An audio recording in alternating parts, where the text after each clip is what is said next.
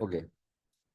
तो आज हमने सबसे पहली चीज देखनी है वो यही है कि जो गेस्ट पोस्ट है वो रैंकिंग को इंप्रूव करने में किस तरह अपना रोल प्ले करती है। वो सारी वो जो मैकेनिज्म है वो क्या है। तो उसके लिए जरा चलते हैं। और मैं अक्सर अपनी एक कैंपेन, हमारी पुरानी कैंपेन है गेस्ट पोस्टिंग की, हमारी अपनी वेबसाइट के लिए, मैं उसका अक्सर रेफरेंस दे दिया करता हूँ। तो ये 2000 आई थिंक सो 21 या 22 में ये कुछ कैंपेन हमने चलाई थी, हमारी अपनी वेबसाइट। वालेकुम सलाम। हमारी अपनी वेबसाइट है और इसके लिए हमने क्या किया है, कैंपेन चलाई। वो जो कैंपेन थी गेस्ट पोस्टिंग की, उसमें हमने ये जो वेबसाइटें हैं इन तमाम साइटों को हमने आउटरीच किया। उसके बाद हमने इन टॉपिक्स पे, ये टॉपिक्स हैं, इसके बाद ना यहाँ पे हमने इन टॉपिक्स पे आर्टिकल्स लिखवाए अपने राइटर से और इन साइटों पे पब्लिश करवा दिए। हमारी जो साइट है उसका नाम है shewon.com। साइट का नाम क्या है? जिसके लिए गेस्ट पोस्ट की जा रही है, गेस्ट पोस्टिंग की जा रही है, जिसको हमने रैंक करवाना है, उसका नाम क्या है? shewon.com। और इन साइटों पे हमने आर्टिकल्स लगाने हैं। तो जरा मुझे कल की बात के हवाले से बताएं, तो इस एग्जांपल में क्लाइंट कौन होगा और वेंडर कौन होगा? जिसको हमने रैंक करवाना है, जिसके लिए गेस्ट पोस्टिंग करनी है, वो कौन है? वो क्लाइंट। यानी shewon.com क्या है? वो क्लाइंट है। और इन तमाम साइटों पे जो बी कॉलम में मौजूद है, इन तमाम साइटों पे गेस्ट पोस्टिंग की गई है। तो ये तमाम साइटें क्या होंगी? ये वेंडर साइट्स। ठीक है जी। अच्छा, अब मैंने क्या किया, मैंने राइटर से आर्टिकल लिखवाए और लिखवा के उससे कहा जी अब इसे पब्लिश कर, यहाँ पे इसके मैंने कहा जी पब्लिश कर दो इसको।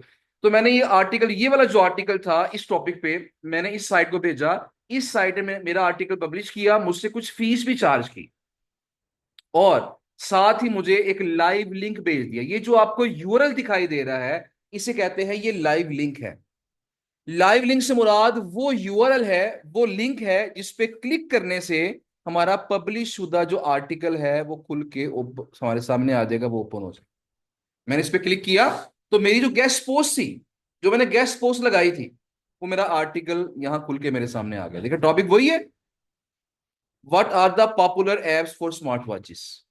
और यहाँ पे ये पूरा एक आर्टिकल ब्लॉग लिखा हुआ है, ये ब्लॉग पोस्ट एक लिखी गई। और यहां देखिएगा इसमें ये पूरी पूरी पूरी इंफॉर्मेटिव आर्टिकल है। इस इंफॉर्मेटिव आर्टिकल में देखिएगा स्टार्टिंग में कहीं ना कहीं हमने अपनी वेबसाइट का जिक्र कर दिया है। यहां देखिए लिखा हुआ ना, go to shewon.com। और जहां इसका जिक्र आ रहा है वहां पे क्लिक करने की ऑप्शन भी आ रही है। इसका मतलब क्या है कि इस जगह पे लिंक लगा हुआ है, इस जगह पे। अब लोग क्या करेंगे, लोग इस लिंक पे जब क्लिक करेंगे तो क्या होगा, क्लिक करने से वो पहुंच जाएंगे कहां पे? shewon.com। जो मैंने कल आपको बताया था ना कि हम जब भी गेस्ट पोस्ट लगाते हैं उसमें लिंक होता है, उस लिंक पे क्लिक करने से लोग हमारी साइट पे आ जाते हैं। तो ये प्रोसेस इस तरह होता है। अच्छा, अब यहाँ पे एक तो फायदा ये हो गया कि लोगों ने इस लिंक पे क्लिक किया और हमारी साइट पे आगे हमें ट्रैफिक मिल गई। नंबर टू ये होता है कि इस लिंक पे क्लिक करने से हमें सिफारिश भी मिलेगी। देखिए गूगल ने जब रैंक करना है, मैंने कल बताया था आपको आपको कि गूगल ने जब रैंक करना है किसी भी साइट को, तो उसके लिए उसने कम 200 फैक्टर देखने हैं। लेकिन जो चार बड़े फैक्टर्स थे उसमें से एक फैक्टर कौन सा था? वो गेस्ट पोस्टिंग। तो गेस्ट पोस्ट को मैं अक्सर कहा करता हूं कि गेस्ट पोस्ट एक सिफारिश है। गेस्ट पोस्ट का मतलब क्या है? सिफारिश। किस तरह सिफारिश? देखें, जब मैंने ये आर्टिकल पब्लिश करवाया ना, किस साइट पे करवाया? इस साइट का नाम जरा याद कर लें, newsdailyarticles.com। ये वेंडर साइट है। इस पे मैंने आर्टिकल पब्लिश करवाया, किसके लिए? shewon.com के लिए। आर्टिकल पब्लिश हो गया। जब कोई भी बंदा यहां आएगा, इस लिंक पे क्लिक करेगा और कहां आएगा? मेरी साइट पे पहुंच जाएगा। तो गूगल ने बैक एंड पे नोट कर लिया कि फलां साइट ने, यानी newsdailyarticles.com ने सिफारिश की है, किसकी? shewon.com। क्योंकि इस पे क्लिक करने से बंदा कहां पहुंच गया? shewon.com। तो गूगल ने क्या समझा इसको, किसकी सिफारिश हो गई है? इसको रेफर कर दिया है उस वेबसाइट ने। बात समझ रहे हैं ना? लेकिन ये जो सिफारिश है, ये तब काउंट होगी जब यहां पे जो लगा हुआ लिंक है वो डू फॉलो होगा। लिंक की काफी टाइप्स होती हैं, उसमें जो मेन टाइप्स हैं वो तीन जो हमने डिस्कस करनी है। एक होगा डू फॉलो, दूसरा होगा नो फॉलो, और तीसरा होगा sponsored. Do follow, no follow, sponsored. Do follow को कभी कभार लोग फॉलो भी कह देते हैं। अगर जस्ट फॉलो लिखा है इसका मतलब क्या है कि वो डू फॉलो है। नो फॉलो का मतलब नो फॉलो, और स्पॉन्सर्ड का मतलब स्पॉन्सर्ड होगा।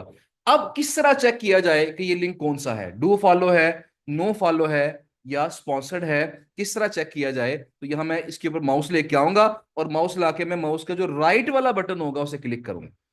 उसके बाद यहां देखिएगा नीचे ऑप्शन एक आ रही है इंस्पेक्ट की। मैं इस इंस्पेक्ट के ऊपर क्लिक करूंगा तो साथ ही मेरे पास साइड पे एक पोर्शन ओपन हो जाएगा। जब साइड पे एक पोर्शन ओपन होगा तो यहां देखिएगा कि बाकी तमाम पोर्शन जो है ना वो व्हाइट है, लेकिन ये वाली जो पट्टी है ये हाईलाइट हुई हुई है ब्लू कलर में, जहां मेरा माउस है इस वक्त। नजर आ रही है ना ये पट्टी हाईलाइट? और यहां इसको देखा जाए, इस पट्टी पे लिंक भी मौजूद है। कौन सा लिंक है? वो क्या लिखा हुआ है?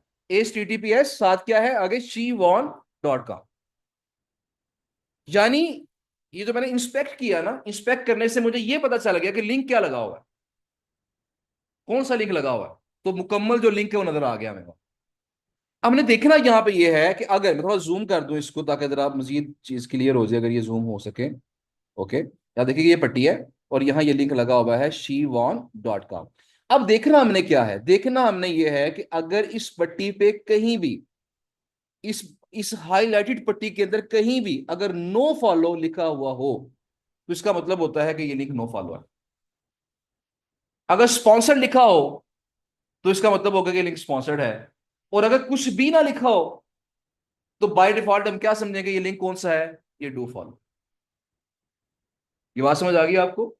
नो फॉलो लिखा हुआ हो यहां इस पट्टी पे तो लिंक नो फॉलो होगा। स्पॉन्सर्ड लिखा होगा तो लिंक स्पॉन्सर्ड होगा। और अगर कुछ भी ना लिखा होगा तो हम क्या समझेंगे, लिंक कौन सा है? तो मुझे बताएं ये लिंक कौन सा है, do follow, no follow, sponsored, कौन सा है? क्या यहां कहीं भी नो फॉलो या स्पॉन्सर लिखा हुआ है? नहीं लिखा हुआ। इसका मतलब कि लिंक कौन सा हुआ, डू फॉलो। तो डू फॉलो का मतलब होता है पक्की सिफारिश। देखिए डू फॉलो के लफ्जी मानी क्या बनते हैं, फॉलो करो इसे। यानी इसका मतलब यह है कि newsdailyarticles.com गूगल से ये कह रही है कि इस वेबसाइट को फॉलो करो, मैं इसकी सिफारिश कर रही हूं। मेरी बात समझ रहे हैं ना? अगर ये लिंक नो फॉलो होता तो फिर मैसेज क्या बनता कि ये वेबसाइट गूगल से ये कह रही है कि इसको फॉलो ना करो, मैं इसकी सिफारिश नहीं कर रही। तो डू फॉलो का मतलब सिफारिश, और नो फॉलो का मतलब नो सिफारिश। बात समझ आ रही है ना आपको? इसका मतलब क्या होगा कि अगर ये लिंक डू फॉलो होगा फिर ये सिफारिश काउंट होगी, और उस सिफारिश की वजह से मेरी रैंकिंग में क्या आ जाएगी, थोड़ी सी बेहतरी आ जाएगी। लेकिन अगर ये लिंक नो फॉलो हुआ तो उस पर क्लिक करने से लोग मेरी साइट पे तो आ जाएंगे जैसे अभी आ रहे हैं, मुझे ट्रैफिक तो मिल जाएगी डायरेक्ट, लेकिन सिफारिश काउंट नहीं होगी। और जब सिफारिश काउंट नहीं होगी तो मेरी रैंकिंग में बेहतरी नहीं आएगी। तो यहां से हमें एक चीज पता चल गई कि डू फॉलो लिंक के दो फायदे होते हैं और नो फॉलो लिंक का सिर्फ एक फायदा होता है। ये समझ आई कि नहीं आई? नो फॉलो लिंक का फायदा क्या है कि उससे उस पर क्लिक करने से भाई हमें ट्रैफिक मिल जाती है, सिफारिश नहीं मिलती, जस्ट ट्रैफिक मिलती। और डू फॉलो लिंक में क्या होता है कि क्लिक करने से ट्रैफिक भी मिल जाती है और साथ साथ हमें सिफारिश भी मिल जाती है, और जब सिफारिश मिलती है तो रैंकिंग में बेहतरी भी आ जाती है। अब तीसरी तरफ आ जाते हैं जो स्पॉन्सर्ड है। नो फॉलो, नो सिफारिश, डू फॉलो पक्की सिफारिश, और स्पॉन्सर्ड पैसे लेके सिफारिश। स्पॉन्सर का मतलब ही क्या होता है कि ये काम पैसे लेके किया गया है। अक्सर आपने देखा होगा ना जब किसी पॉलिटिकल पार्टी का कोई इश्तिहार चल रहा होता है टीवी के ऊपर, तो वहां पे लिखा होता है कि ये स्पॉन्सर्ड एड है, कि हम इस पार्टी की हिमायत नहीं कर रहे बल्कि इसने पैसे दिए हैं। तो जहां भी स्पॉन्सर्ड का वर्ड आ जाएगा आपने समझ जाना कि यहाँ पैसे दिए गए। तो अगर अगर जिस वेबसाइट में मैंने आर्टिकल पब्लिश करवाया था उसने यहाँ स्पॉन्सर्ड का टैग लगा दिया, स्पॉन्सर लिख दिया, इसका मतलब क्या कि गूगल को मैसेज गया है कि ये सिफारिश की गई है लेकिन पैसे लेके की गई है, लिहाजा उस सिफारिश की जो वैल्यू है वो क्या हो जाएगी, वो कम हो जाएगी। तो यहां हमें समझ आए कि जो सबसे ज्यादा वैल्यूएबल लिंक है वो कौन सा होगा, डू फॉलो, नो फॉलो, या स्पॉन्सर्ड? Do follow. वो ट्रैफिक भी देगा और पक्की सिफारिश भी देगा जिससे गूगल को पता भी नहीं चलेगा कि ये पैसे लेके सिफारिश हुई है या फ्री में हुई है। तो लिहाजा अब मुझे बताएं हमारे जो क्लाइंट्स हमारे पास आएंगे, क्योंकि क्लाइंट को तो लिंक चाहिए ना, क्लाइंट को तो लिंक चाहिए, गेस्ट पोस्ट तो एक बहाना है, असल में क्या चीज चाहिए, वो लिंक चाहिए होता है। तो क्लाइंट को तो लिंक चाहिए, तो मुझे बताएं हमारे क्लाइंट्स को कौन सा लिंक चाहिए होगा, वो प्रेफर क्या करेंगे, फॉलो। लेकिन कभी कभी ऐसा भी होता है कि क्लाइंट कहते हैं जी कि मुझे मुझे 100 गेस्ट पोस्टें करवानी है और 100 में से मुझे 90 या 80 डू फॉलो चाहिए, और बाकी मुझे 15-20 नो फॉलो भी चाहिए। उसकी रीजन क्या होती है कि गूगल को कहीं शक ना हो जाए कि ये बंदा, इसको मुफ्त में ही डू फॉलो मिल ही जा रहे हैं सारे लिंक्स, इसमें आखिर ऐसी कौन सी अच्छी बात है कि हर बंदा इसे डू फॉलो पक्की सिफारिश कर रहा है इसकी। तो गूगल को थोड़ा सा समझाने के लिए, थोड़ा सा डॉस देने के लिए लोग क्या करते हैं, फिर मिक्स करते हैं। क्या मिक्स करते हैं? मैक्सिमम लिंक्स डू फॉलो और थोड़े बहुत लिंक्स क्या करते हैं, नो फॉलो, ताकि गूगल को डाउट ना हो इसके। ठीक हो गया जी। लिंक की टाइप समझ आ गई, और ये समझ आ गया कि रैंकिंग में किस तरह इंप्रूवमेंट आती है, कि जब डू फॉलो लिंक होता है वो सिफारिश काउंट होती है, और जब सिफारिश काउंट होती है तो इसका मतलब है कि रैंकिंग में थोड़ी सी बेहतरी आ जाती है। लिहाजा हमें एक बात समझ आ गई कि कोई बंदा, कोई वेबसाइट जितने ज्यादा लिंक्स बिल्ड करेगा डू फॉलो वाले, और जितनी अच्छी साइटों पे लिंक्स बिल्ड करेगा डू फॉलो वाले, उतना उसकी रैंकिंग क्या होगी, वो जल्दी इंप्रूव होगी। तो यहां दो चीजें, बल्कि तीन चीजें मैटर करती हैं। तीन चीजें यहां मैटर करती हैं। लिंक्स की तादाद कितनी है, सिफारिशें कितनी है, जो पक्की सिफारिशें हैं, कितनी सिफारिशें मिल रही हैं किसी साइट। अगली बात, कितनी अच्छी सिफारिशें मिल रही हैं। उससे अगली बात, क्या वो सिफारिशें रेलेवेंट भी हैं कि नहीं। ये थर्ड फैक्टर भी आ गया बीच में, तो ये बात भी समझ लीजिएगा। देखें, फर्ज करें मैंने मैंने क्या किया, मैंने एक, मेरी मेरी साइट है, फर्ज करें मैं क्लाइंट हूं, मेरी साइट है, मैंने 100 साइटों पे लिंक्स बिल्ड कर ली है। लिंक्स बिल्ड करने से मुराद क्या है कि मैंने गेस्ट पोस्टें लगवा ली 100 साइटों। वो 100 साइटें हल्की फुल्की थी, नॉर्मल साइटें थी। अब मेरा कंपेटिटर आया, उसने क्या किया, उसने भी 100 लिंक्स लगवा लिए, लेकिन वो लगवा रही है बड़ी बड़ी साइटों पे, जिस तरह बीबीसी न्यूज हो गया, विकीपीडिया हो गया, इसके अलावा फोर्ब्स हो गया, ब्लूमबर्ग हो गया, बड़ी बड़ी साइटें हैं, इनकी अथॉरिटी बहुत ज्यादा होती है। उसने इन बड़ी साइटों पे लिंक्स लगवा ली, डू फॉलो वाले। मेरे भी लिंक 100 हैं, मेरी भी सिफारिशें 100 हैं, उसकी भी सिफारिशें 100 हैं, लेकिन क्योंकि उसकी तगड़ी सिफारिशें हैं, लिहाजा उसकी रैंकिंग क्या हो जाएगी, मुझसे ऊपर चली जाएगी। मेरी बात समझ रहे हैं ना? तो लिहाजा तादाद भी मैटर करती है, इसके अलावा क्वालिटी मैटर करती है कि कितनी क्वालिटी के लिंक्स हैं, सिफारिश कितनी स्ट्रांग है, ये मैटर करता है। जी जी।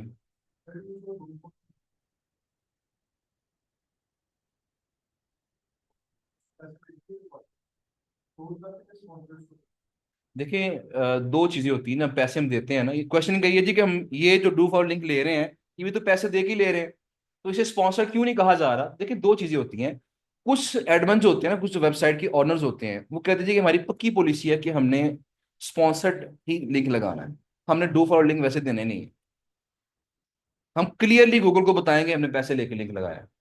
कुछ एडमन क्या कहते हैं, कहते हैं जी हम जो पैसे ले रहे हैं ना आपसे, वो लिंक के पैसे नहीं है, वो एडिटोरियल फी है। वो क्या है? देखिए, मैं किसी वेबसाइट को आर्टिकल सेंड करूंगा, उसे उसने ऐसा नहीं करना वो वैसे ही लगा दे। उसने पहले उस आर्टिकल को पढ़ना है कि क्या ये मेरी वेबसाइट के काबिल है भी कि नहीं, अच्छा है कि नहीं है। उसने उस आर्टिकल को पढ़ना है, कमी बेशी होगी उसे पूरा करना है, उसे सेटिंग करनी है, फिर उसे अपलोड करना है। इसमें टाइम लग रहा है। तो हर बंदे की टाइम की क्या है, वैल्यू है, कीमत है उसकी। तो लिहाजा वो लोग क्या कहते हैं कि हम जो पैसे आपसे ले रहे हैं, ये स्पॉन्सरशिप के नहीं है, ये किस चीज के हैं, ये हमारे टाइम के पैसे हैं। हम जो टाइम खर्च कर रहे हैं, हम जो इसके अंदर एडिटिंग कर रहे हैं, इसको चेक कर रहे हैं, इसको इसको फाइन ट्यून कर रहे हैं, ये उसके पैसे। तो लिहाजा जो एडिटोरियल फी लेते हैं वो स्पॉन्सर टैग नहीं लगाते, और जो वैसे ही पैसे लेके बस लिंक लगा देते हैं, तो वो आपको यहाँ पे स्पॉन्सर टैग लगा देते हैं इसके। अच्छा जी, बात हमारी हो रही थी कि तीन चीजें बड़ी मैटर करती जी। क्वेश्चन ये जी कि स्पॉन्सर टैग क्यों क्यों लगवाएगा। जैसे मैंने भी जिक्र किया कि कुछ साइटों की पॉलिसी ही ये होती है कि वो स्पॉन्सर के अलावा लिंक देते ही नहीं, हमेशा वो स्पॉन्सर के साथ, स्पॉन्सर टैग के साथ लिंक देते हैं। इसकी रीजन क्या है, वैसे ये बातें सारी अभी आ रही हैं, मैंने इसलिए कल भी जिक्र किया था कि पहले पूरा एक दफा लेक्चर हम कर लेते हैं, फिर क्वेश्चन कीजिएगा, ताकि ज्यादा बेहतर बेहतरी आ जाएगी इसके अंदर। तो लेकिन ये बात अभी कर लेते हैं, बात ये देखिए, बड़ी सिंपल सी बात है। क्या सिंपल सी बात है कि एक बंदा है, मैं अक्सर ये कहता हूँ कि जो एसईओ है ना, सर्च इंजन ऑप्टिमाइजेशन, इसको हमेशा मैं जब एसईओ करता हूँ अपनी साइटों की, तो मैं उसे हमेशा कंपेयर करता हूँ अपनी डेली जो मामलात है उनके साथ। अब डेली मामलात में क्या होता है, जिस बंदे की सिफारिश होगी, फर्ज करें मुझे जॉब चाहिए, तो अगर मेरी सिफारिश है, तो छोटी मोटी सिफारिश है, तो मुझे जॉब मिलने के चांसेस कम है। बड़ी सिफारिश होगी तो क्या होगा, जॉब मिलने के चांसेस क्या होंगे, ज्यादा होंगे। यहां भी ऐसा हो रहा है, छोटी सिफारिश तो रैंकिंग थोड़ी सी इंप्रूव होगी, बड़ी सिफारिश तो रैंकिंग ज्यादा इंप्रूव होगी। ऐसा अगला अगला मसला क्या है, अगला मसला ये है कि मैं किसी के पास सिफारिश के लिए गया कि यार मेरी सिफारिश कर दो, मैंने यहाँ जॉब, मुझे जॉब चाहिए। किसी एमएन ने, एमपी ने, मैं उसके पास चला गया, उसने मेरी सिफारिश कर दी। अब उसने जब मेरी सिफारिश की, तो मैं उस कंपनी में मुझे जॉब मिल गई, मैंने बड़ा अच्छा काम किया। जब मैं अच्छा काम करूंगा तो जिसने जिसने मेरी सिफारिश की है उसकी बल्ले बल्ले हो जाएगी ना, कि यार बंदा बड़ा बड़ा बड़ा अच्छा बंदा भेजा इसने, बड़ा काबिल बंदा भेजा। उसकी वैल्यू में क्या हो जाएगा, इजाफा हो जाएगा। लोग आगे से भी उसकी सिफारिश मानेंगे। ऐसे ही है ना। लेकिन अगर उसने मेरी सिफारिश की और मैंने कंपनी में जाके तहस नहस कर दिया, कंपनी को उजाड़ दिया, कंपनी को मैंने नुकसान कर दिया उसका, तो मुझे बताए मेरी रेपुटेशन तो खराब होगी, लेकिन साथ साथ जिसने मुझे रेफर किया था उसकी रेपुटेशन भी खराब होगी ना। तो यहां भी ऐसा होता है, जब कोई एक वेबसाइट मेरी साइट को डू फॉलो लिंक देगी, सिफारिश देगी, तो गूगल उसकी रेपुटेशन भी देखता है। अगर उसने अच्छी साइट की सिफारिश की है तो उसकी वैल्यू में इजाफा होगा। अगर उसने किसी खराब साइट की सिफारिश कर दी तो उसकी वैल्यू में क्या आ जाएगी, कमी आ जाएगी। कुछ लोग क्या करते हैं, कुछ साइटें क्या करती हैं, वो हमेशा स्पॉन्सर्ड का टैग लगाती हैं। क्यों? ताकि गूगल को खुल के पता चल जाए कि ये पैसे लेके काम किया हमने, ये हमने अपनी मर्जी से सिफारिश ही दी इसको। ताकि अगर वो साइट अच्छी हो बुरी हो जैसी भी हो, हमारी रेपुटेशन पे कोई फर्क ना आए। और कुछ साइटें हमेशा नो फॉलो लिंक ही देती हैं, ना डू फॉलो ना स्पॉन्सर्ड। उसके पीछे वजह भी क्या होती है, कि ताकि उनकी अपनी रेपुटेशन खराब ना हो। अब यहां सवाल फिर पैदा हो जाता है कि अगर मुझे नो फॉलो लिंक मिलता है किसी साइट, तो मुझे क्या फायदा उस चीज का। तो मैंने कल जिक्र किया था कि चाहे नो फॉलो से सिफारिश ना मिले, लेकिन जिस तरह मैंने कल आपको साइट दिखाई थी, क्या ट्रैफिक थी उसकी, टॉम्स गाइड की 55 पॉइंट समथिंग मिलियन। ऐसे था ना, कि 5.5 मिलियन था, 55 मिलियन था। यानी तकरीबन उसकी जो ट्रैफिक है 55-56 लाख उसकी ट्रैफिक है। अब 55 लाख साइट ट्रैफिक वाली साइट में मेरा अगर लिंक लग जाए, वो चाहे नो फॉलो भी हो, 55 लाख से मुझे अगर 1% भी आ जाए, तो कितना बनता है, 55,000 बनता है ना। तो अगर मुझे एक साइड पे गैस पोस्ट लगाने से 55,000 ट्रैफिक आ जाए, तो मुझे और क्या चाहिए। इतनी ट्रैफिक तो मुझे रैंक करके नहीं मिलेगी फौरन, मुझे रैंक करने में अच्छा खासा टाइम लगेगा। तो लिहाजा जो बड़ी साइडें होती हैं जिनकी मिलियंस में ट्रैफिक होती है, उसमें क्या होता है कि हमें नो फॉलो पे भी क्लाइंट गुजारा कर लेता है, कि मुझे नो फॉलो भी मिल गया तो ओके है, क्योंकि मेरा मेरा मकसद पूरा हो गया। असल मकसद क्या है, कि अच्छी ट्रैफिक आनी चाहिए, वो चाहे सिफारिश से आ जाए चाहे सिफारिश के बगैर आ जाए। लेकिन कुछ साइटें क्या करती हैं, वो बिल्कुल सख्ती से, यानी इस पॉलिसी पे कारबंद रहती हैं कि वो ना तो डू फॉलो देती हैं ना स्पॉन्सर देती हैं, बल्कि सिर्फ क्या देती हैं, नो फॉलो। इस तरह फोर्ब्स है, ब्लूमबर्ग वगैरह साइटें हैं, ये इनसे इनसे डू फॉलो लिख लेना बहुत मुश्किल काम है। ये डू फॉलो अलाउ करती ही नहीं है, मिशन नो फॉलो मिलेगा यहाँ से। वजह क्या है, कि अगर इन्होंने डू फॉलो दे दिया, अगली साइड अच्छी ना हुई, तो काम खराब हो जाएगा। कुछ लोग क्या करते हैं, कुछ साइडें, कुछ जो वेंडर साइडें होती हैं, उनकी शर्त होती है कि अगली साइड जिसको हम लिंक दे रहे हैं ना, जिसका लिंक चाहिए आपको, जिस साइड के लिए लिंक चाहिए आपको, वो साइड हमारे मेयार की होनी चाहिए। अगर मेरी वैल्यू 50 है, तो वो साइड कम से कम 40 वैल्यू वाली तो हो, हमारे मेयार की साइड होनी चाहिए। अगर वो लो वैल्यू वाली साइड होगी, हम उसे लिंक नहीं देंगे। कुछ कुछ वेंडर ये भी करते हैं कि वो क्लाइंट की साइड को पहले जायजा लेते हैं कि क्लाइंट क्लाइंट इस काबिल है कि नहीं है कि उसको लिंक दिया जाए, उसकी सिफारिश की जाए। तो ये भी चीजें चलती हैं। लेकिन आमतौर पर जो नॉर्मल साइटें होती हैं, उनका काम क्या है, उनका तो बिजनेस है ना, पैसे लिए लिंक दिया, उनका तो कारोबार बन गया। तो लिहाजा वो ज्यादातर वैल्यू पे फोकस नहीं कर रही होती, वो पैसे लेके आपका लिंक लगा देती। लेकिन जो बड़ी बड़ी साइटें होती हैं, वो फिर इन तमाम चीजों पर वो डेफिनेटली करती। अच्छा जी, बात हमारी जो चल रही थी वो क्या थी, कि तीन चीजें मैटर करती हैं। क्या? कि कितनी गेस्ट पोस्टें लगवाई हैं, नंबर टू कितनी अच्छी साइटों पे लगवाई हैं, वो क्वालिटी भी मैटर करेगी। नंबर थ्री कितनी रेलेवेंट साइटों पे लगवाई। मतलब बड़ा बड़ा सिंपल सा, ये रेलेवेंसी बहुत इंपॉर्टेंट है। एसईओ के अंदर लिंक्स की रेलेवेंसी सुपर इंपॉर्टेंट है। मतलब इसका क्या है, देखिए फर्ज करें मेरी वेबसाइट फैशन से मुतल्लिका है, मेरी वेबसाइट फैशन से मुतल्लिका है, और मैंने गेस्ट पोस्ट लगवा दी। फर्ज करें मैंने कोई एजुकेशन की साइट पे जाके गेस्ट पोस्ट लगवा दी, तो मुझे बताएं कि एजुकेशन का फैशन का आपस में क्या कोई खास ताल्लुक बन रहा है। शायद किसी कॉन्टेक्स्ट में जाके कहीं बन जाए, लेकिन नॉर्मली ऐसा नहीं हो। तो अगर एजुकेशन वाला बंदा एक फैशन वाले बंदे की सिफारिश कर रहा है, तो गूगल तो फौरन समझ जाएगा कि ये सिफारिश इररेलेवेंट है, इसने पैसे दिए होंगे। तो ये जो इररेलेवेंट सिफारिश होगी, ये काउंट नहीं होगी। रेलेवेंसी बहुत इंपॉर्टेंट है जी। क्वेश्चन अभी करते हैं इंशाल्लाह, लेक्चर के बिल्कुल लास्ट में ना, 10 से 15 मिनट हम मुख्तस किया करेंगे, और 10 से 15 मिनट हम लेक्चर क्वेश्चन आंसर लाजमी करेंगे इंशाल्लाह। बस ये आधा घंटा वेट कर लें, आधे घंटे में लेक्चर हम वाइंड अप कर देंगे, उसके बाद क्वेश्चन आंसर यहाँ से भी होंगे और ऑनलाइन स्टूडेंट्स के भी होंगे। अच्छा जी, क्या बात हमारी हो रही थी, रेलेवेंसी की। जितना ज्यादा रेलेवेंट लिंक होगा, रेलेवेंट साइट होगी उतना ही उस लिंक का फायदा क्या मिलेगा, ज्यादा मिलेगा। मसलन ये रेलेवेंसी की बात है, मैं समझा दूं आपको, उसके बाद आगे चलते हैं। फर्ज करें मेरी वेबसाइट जो है, फर्ज करें मेरी वेबसाइट, जो आगे पीएसएल भी चल रहा है, तो मेरी वेबसाइट फर्ज करें पीएसएल से मुतल्लिक है, पाकिस्तान सुपर लीग से मुतल्लिक है। मैंने उसके बारे में इंफॉर्मेटिव कंटेंट लिख के मैंने लगाना शुरू कर दिया उसके अंदर, अपनी साइट के ऊपर। अब मैं अपनी साइट को रैंक करवाना चाहता हूँ, तो मुझे बताएं कि मैं क्या करूंगा। मैं जिस तरह मैंने अभी कल आपके सामने एक साइट ओपन की थी, बल्कि ये साइट ओपन हुई हुई है, जो news daily articles dot com site है। अच्छा मैं बता दूं आपको कि ये जो साइट होती है ना, टाइप्स भी होती है साइटों की। ये जो टाइप अभी आपके सामने साइट खुली हुई है, इसमें देखिए बिजनेस से मुतलका भी आर्टिकल लगे हुए हैं, एजुकेशन से मुतलका भी, फैशन से मुतलका भी, हेल्थ से मुतलका भी, न्यूज से मुतलका भी, टेक्नोलॉजी से मुतलका भी। तो ये एक ऐसी वेबसाइट है जो कि हर टॉपिक को कवर कर रही है। ऐसी वेबसाइट को हम बोलते हैं ये जनरल वेबसाइट। इसे क्या बोलते हैं, जनरल वेबसाइट है कि जी जोन सा मर्जी टॉपिक है ये गेस्ट पोज दे देंगे आप, मसला ही कोई नहीं। लेकिन कुछ साइटें ऐसी होंगी, जिस तरह अगर मैं यहाँ पे कोई साइट ओपन करता हूँ, यहाँ पे फर्ज करें हम ओपन करते हैं टेक्नोलॉजी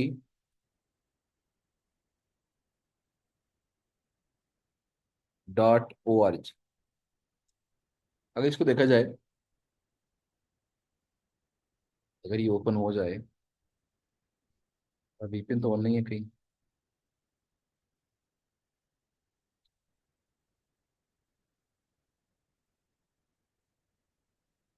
अब यहाँ देखिएगा, यहाँ जो कैटेगरीज बनी हुई है ना, जिन कैटेगरीज पे ये आर्टिकल एक्सेप्ट कर रहे हैं, वो कौन सी कैटेगरीज है ये देखें। Space, physics, information processing, life sciences, military news, technologies.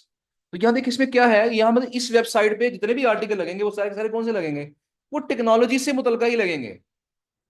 अब टेक में साइंस भी आती है ना, तो ऐसी वेबसाइट को हम क्या बोलेंगे, ये क्या है, ये टेक्नोलॉजी की प्योर साइट है, प्योर टेक से मुतलका साइट है ये। इस तरह कुछ साइटें ऐसी होंगी जहां पे सारे के सारे आर्टिकल कौन से लगेंगे, हेल्थ से मुतलका, वो हेल्थ के अलावा कोई आर्टिकल नहीं लगाएंगे। ऐसी वेबसाइट को हम क्या बोलेंगे, वो प्योर हेल्थ की वेबसाइट है। कुछ साइटों में सिर्फ फैशन से मुतल्लिका आर्टिकल लगे, उससे बोलेंगे वो क्या है, वो फैशन वाली साइट है। कुछ पे सिर्फ एजुकेशन से मुतल्लिका कंटेंट लगेगा, वो एजुकेशन की साइट है। यानी दो टाइप हमें समझ आ गई है। पहली चीज क्या है, जनरल साइट है। जनरल साइट कौन सी होती है, जो किसी भी टॉपिक पे आर्टिकल एक्सेप्ट कर लेती है।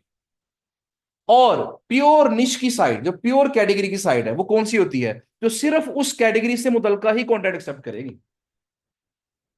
जो बिल्कुल डिफरेंट कैटेगरी आ जाएगी वो रिजेक्ट कर दे। अब ये साइट में मैं अगर फैशन से मुतल्लिका कंटेंट लगाना चाहूं, एक्सेप्ट नहीं करेगी। हेल्थ से मुतल्लिका लगाना चाहूं, एक्सेप्ट नहीं करेगी। वजह क्या है कि इसकी डोमेन क्या है, इसकी रेंज क्या है, इसने जो सारा काम किया किसमें किया हुआ है, टेक्नोलॉजी में किया हुआ है। ये टेक की प्योर साइट। अच्छा अब यहां हमारे पास ये कैटेगरीज आ जाती हैं। प्योर होती है जनरल साइट, उसके बाद आती है प्योर निश साइट। निश का मतलब कैटेगरी, कि एक एक कैटेगरी की साइट, टेक्नोलॉजी हो गया, फैशन हो गया, बिजनेस हो गया, इसके अलावा फैशन हो गया, होम इंप्रूवमेंट हो गया, हेल्थ हो गया, ये सारी ये प्योर निशेज हो इस तरह से। उसके बाद ही आ जाती है माइक्रो निश साइट्स। बस सबसे ब्रॉड कौन सी है, जनरल, जिसपे हर टॉपिक लग सकता है। थोड़ा सा नैरो हो गया कौन सा, प्योर कैटेगरी की साइट, प्योर निश साइट्स। उससे नैरो क्या हो गया, माइक्रो निश साइट्स। उससे नैरो क्या हो गया, नैनो निश साइट्स। एग्जाम्पल जरा सुन लें, स्पोर्ट्स के लिहाज से सुन लेते हैं एग्जाम्पल, कि फर्ज करें एक वेबसाइट है जिसके ऊपर हेल्थ भी लग रहा है, स्पोर्ट्स भी लग रहा है, फैशन भी लग रहा है, ये तो जनरल साइट होगी, मैंने भी दिखा दिया आपको। एक वेबसाइट ऐसी आ गई जहां पे आर्टिकल सिर्फ स्पोर्ट्स से मुतल्लिका लग रहे हैं। अब स्पोर्ट्स में फुटबॉल भी आता है, क्रिकेट भी आता है, टेनिस भी आता है, इसके अलावा बाकी और भी मल्टीपल स्पोर्ट्स हैं, लेकिन वो बस स्पोर्ट्स का आर्टिकल होना चाहिए, कोई भी स्पोर्ट हो जाए। ऐसी वेबसाइट को हम क्या बोलेंगे, ये प्योर स्पोर्ट्स की साइट है, ये प्योर निश साइट। फिर क्या कि ऐसी वेबसाइट आई जिसके ऊपर सिर्फ आर्टिकल लगते हैं क्रिकेट से मुतल्लिका, जिस तरह आप काफी फेमस साइट है क्रिक इन्फो के नाम से, अब स्कोर देखते होंगे उसके ऊपर, क्रिक बस के नाम से वेबसाइट है।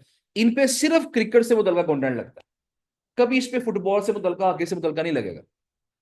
इसका मतलब क्या होगा, ये सिर्फ क्रिकेट को फोकस कर रहे हैं, और क्रिकेट क्या है, स्पोर्ट्स की सब कैटेगरी है। इस साइट को हम क्या बोलेंगे, ये माइक्रो निश साइट है। जनरल साइट, प्योर निश साइट, और उसके बाद क्या आ गई, माइक्रो निश साइट। उसके बाद क्या होगा, कुछ साइटें ऐसी भी तो होंगी जो सिर्फ और सिर्फ पाकिस्तानी क्रिकेट टीम को फोकस कर रही होंगी। सिर्फ पाकिस्तानी क्रिकेट टीम, उससे मुतल्लिका कंटेंट लिख के लगा रही हूँ। इसका मतलब क्या है कि ये और नैरो हो गया टॉपिक। ओवरऑल जो क्रिकेट था उसमें तो सारी कंट्री की क्रिकेट आएगी, लेकिन अब क्या हुआ, किसी एक कंट्री की क्रिकेट आ गई, इसे बोलेंगे ये क्या है, ये नैनो निश साइड है। इसके बाद फिर और भी हम नैरो जा सकते हैं। अगर फर्ज करें पाकिस्तानी क्रिकेट टीम के हवाले से अगर सिर्फ पीएसएल के बारे में बात की जाए या किसी एक प्लेयर के बारे में बात कर ली जाए, तो वो क्या हो जाएगा, वो और नैरो टॉपिक हो जाएगा। उसको वैसे जो प्रीफिक्सेस हैं उसके लिहाज से तो पाइको बोलना चाहिए हमें, पीको पाइको जो भी कहते हैं, लेकिन ये टर्म ऐसी ज्यादा यूज नहीं होती है। या हमने पढ़े होंगे प्रीफिक्सेस में, जो साइंस पढ़ते हैं उनको आइडिया होगा। तो उसमें मतलब कि मिली, माइक्रो, उसके बाद नैनो, एटसेट्रा। तो ये पीको उसके बाद आता है। तो पीको पीको क्या कहते हैं, पिकोनिसाइड्स। लेकिन ये टर्म कॉमन नहीं है, मैं ही बता रहा हूँ आपको, ये कॉमन टर्म नहीं है। मोस्टली नैनो तक हम चलते हैं, नैनोनिसाइड चलते हैं। बहरहाल जी, अब यहाँ पे सूरत हाल क्या है, मैं जो हमारा जो मेन टॉपिक था वो क्या था, रेलेवेंसी। ये सारी बात बताने का मकसद ये है कि आपको समझ आ जाए कि किस क्लाइंट को कौन सी साइडें सूट करेंगे। हमारे जो मोस्टली स्टूडेंट्स हैं ना, जिनको ज्यादा नॉलेज नहीं होता, जो थोड़ा बहुत सीख के फ्री कोर्स में से कुछ बातें सीख के फिर आगे काम करना स्टार्ट कर देते हैं, उनके अक्सर ऑर्डर्स आया होते हैं किस वजह से, कि वो क्लाइंट को इररेलेवेंट डाटा प्रोवाइड करते हैं। उन्हें पता ही नहीं है कि क्लाइंट को डाटा हमने कौन सा प्रोवाइड करना। अब तो वजह से बात सुनिएगा, क्लाइंट को डाटा वो पसंद आएगा जो उसके साथ मोस्ट रेलेवेंट होगा। यानी तवज्जो से बात सुनिएगा, अगर क्लाइंट की जो वेबसाइट है, फर्ज करें क्लाइंट की वेबसाइट पीएसएल से मुतल्लिक है, पाकिस्तान सुपर लीग से मुतल्लिक है, लेट्स सपोज, फर्ज कर लें, तो मैंने उसे जनरल साइट सेंड कर दी। इससे एक मैंने उसे स्पोर्ट्स की साइट सेंड की, फिर मैंने उसे क्रिकेट की साइट सेंड की, फिर मैंने उसे पाकिस्तानी क्रिकेट वाली साइट सेंड की, और फिर मैंने उसे पीएसएल वाली साइट सेंड कर दी। मुझे बताएं कि क्लाइंट के लिए सबसे ज्यादा सूटेबल साइट कौन सी होगी। चूंकि क्लाइंट की अपनी साइट पीएसएल से मुतल्लिका है, लिहाजा उसके लिए सबसे सूटेबल साइट कौन सी होगी, पीएसएल वाली। उससे कम सूटेबल कौन सी होगी, पाकिस्तानी क्रिकेट वाली। उससे कम सूटेबल कौन सी होगी, ओवरऑल क्रिकेट वाली। उससे कम सूटेबल कौन सी होगी, और सबसे कम सूटेबल कौन सी होगी, जनरल साइट। यानी हम क्लाइंट की साइट को ओपन करेंगे, देखेंगे वो किस टॉपिक के ऊपर है। तो जितना ज्यादा हम उसको रेलेवेंट डाटा प्रोवाइड करेंगे, उतना ही वो ज्यादा हैप्पी होगा, उतना ही ज्यादा हमें वो ऑर्डर्स देगा। लेकिन मसला ये है कि जो नैनो निश साइट्स होती हैं तादाद में बहुत कम होती हैं। अगर आप पीएसएल वाली साइट निकाल के देखें, गिन चुन के शायद चंद सौ होंगी, चंद हजार होंगी। अगर आप स्पोर्ट्स वाली साइटें देखें, वो लाखों में होंगी पूरी दुनिया में, ऐसी है ना। और अगर जनरल साइटें देखें, जनरल इस तरह की साइटें जो मैंने भी दिखाई है आपको, न्यूज डेली आर्टिकल्स वाली, अगर इस तरह की साइटें देखेंगे तो वो तो करोड़ों में होंगी। जितना टॉपिक नैरो होता जाएगा, तादाद उतनी कम होती जाएगी साइटों की, उतना उनको ढूंढना तलाश करना क्या होता जाएगा, मुश्किल होता जाएगा। लिहाजा उनकी डिमांड, उनकी प्राइस बढ़ जाएगी। तो यहां से हमें एक बात और समझ आ गई कि जनरल साइटें आमतौर पर सस्ती होती हैं, प्योर निश साइटें थोड़ी सी महंगी होती हैं, माइक्रो निश साइट्स और महंगी होती हैं, और जो नैनो निश साइट्स होती हैं वो नॉर्मली ज्यादा महंगी होती हैं। जितना टॉपिक पे नैरो चलते जाएंगे, ओवरऑल ट्रेंड ये है मोस्टली प्राइसेस बढ़ती जाती है। लेकिन एक्सेप्शंस हर जगह होती है, बात को तो हमें बड़ी नैरो निश वाली साइड बड़ी सस्ती मिल जाती है, तो एक्सेप्शंस होती हैं। लेकिन जनरल ट्रेंड क्या है कि जितना ज्यादा ब्रॉड टॉपिक होगा, उतनी वो साइट निस्बतन क्या होती है, वो सस्ती होती है। बाकी उसकी क्वालिटी भी मैटर करती है। लो क्वालिटी की साइट होगी वो सस्ती होगी, हाई क्वालिटी की साइट होगी तो डेफिनेटली वो महंगी होगी। पर ये कुछ बातें मैंने आपको बताई हैं रेलेवेंसी के वाले से, और टाइप्स क्या क्या हो सकती हैं वेबसाइट के वाले, वेबसाइट्स की। अब एक चीज जरा और देख लेते हैं, मैंने अभी आर्टिकल जो आपके सामने ओपन किया था, तो इसमें बैकलिंक की, इसमें जो लिंक की बात हो रही थी, तो यहाँ पे एक दो टर्म्स है, जरा वो क्लियर कर लें कि ये आपको जो she want.com लिखा हुआ है, इसके पीछे लिंक लगा हुआ है।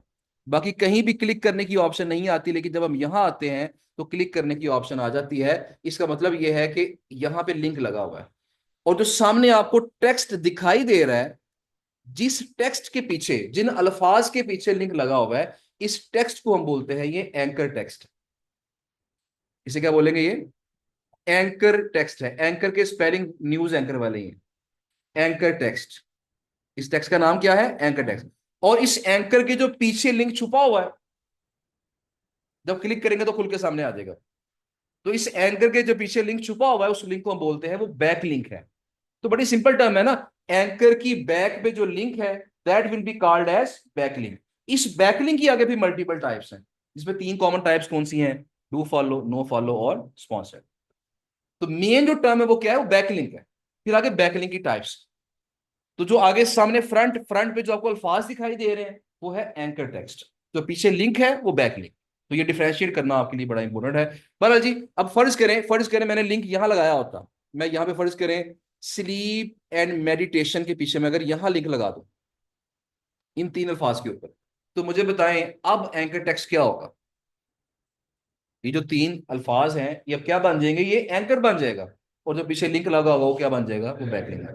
अच्छा, अब यहाँ बड़ा कॉमन सवाल पैदा होता है, अक्सर स्टूडेंट पूछते हैं कि लिंक डू फॉलो है, नो फॉलो है या स्पॉन्सर है, कौन डिसाइड करेगा? तो डेफिनेटली ये जो अगली साइड का जो मालिक है ना, वेंडर साइड का, ये वो डिसाइड करेगा। उसके पास पूरी अथॉरिटी है, वो किसी भी लिंक को डू फॉलो कर सकता है, किसी भी लिंक को नो फॉलो भी कर सकता है। आज डू फॉलो किया, कल उसको नो फॉलो कर सकता है, अथॉरिटी है उसके पास। तो ये एडमिन करेगा, वेबसाइट का जो मालिक है उसके पास अथॉरिटी होती है। हमने उसे बस कहना है यार ये एंकर है, ये लिंक है, बस लगा दो। वो डिसाइड वो करेगा कि कौन सा लिंक लगाना है उसने। बहरहाल, तो इसके अलावा ये अब लिंक लगाते कैसे हैं, ये इंशाल्लाह आगे हमारे जब लेक्चर एंड पे ऑथर अकाउंट्स वाले लेक्चर आएंगे तो वहां मैं आपको आर्टिकल पब्लिश करना भी सिखाऊंगा। और आर्टिकल के अंदर हमने लिंक को ऐड कैसे करना है, लिंक कैसे लगाना है वो भी सिखाऊंगा। और लिंक को हमने डू फॉलो नो फॉलो कैसे करना है, स्पॉन्सर कैसे करना है वो भी सिखाऊंगा। ये हम काम सीखेंगे इंशाल्लाह, लेकिन ये सबसे लास्ट पे इंटर्नशिप में जब लास्ट लेक्चर हमारे होंगे ना ऑथर अकाउंट्स वाले, ये वहां बात हम करेंगे, आर्टिकल पब्लिश करना सीखेंगे। ठीक है जी। फिलहाल ये कि आपने समझना है कि एंकर क्या है और बैकलिंक क्या है और बैकलिंक की टाइप्स क्या है, ये बेसिक बातें हमने यहाँ पे समझ लेनी है। अभी तक हम जो बातें कर चुके हैं, हमने देखा कि एंकर टेक्स्ट क्या होता है? क्या होता है? वो टेक्स्ट जिसके पीछे लिंक लगा हो, that is called anchor text. और उस एंकर के जो पीछे लिंक लगा हुआ है उसे क्या बोलेंगे? बैकलिंक की कितनी टाइप्स हैं? कौन कौन सी हैं?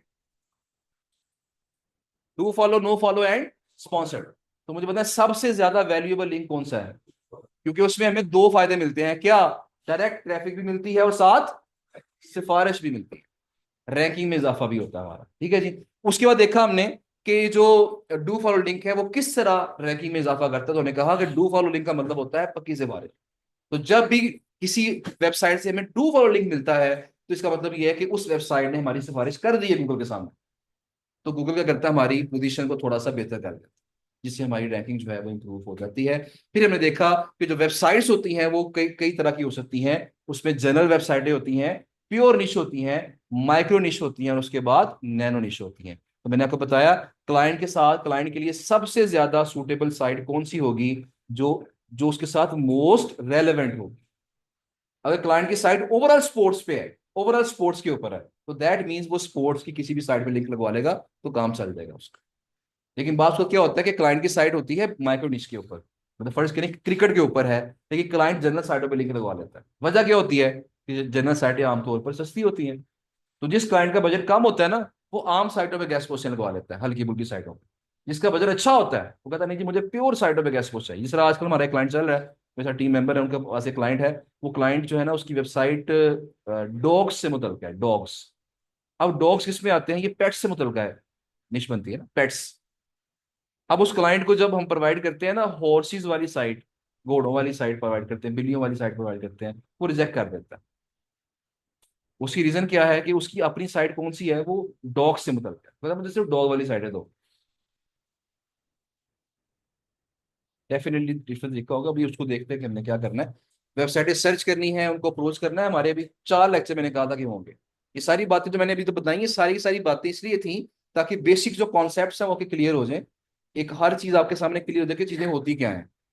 अब हम उसके बाद अगले स्टेप की तरफ आते हैं और साइटों को हमने किस तरह सर्च करना है, उन्हें परखना कैसे है, उनके म्यार को कैसे हमने परखना है कि कौन सी अच्छी साइट है, कौन सी बहुत अच्छी है, कौन सी आउटस्टैंडिंग साइट है, कौन सी हल्की साइट है।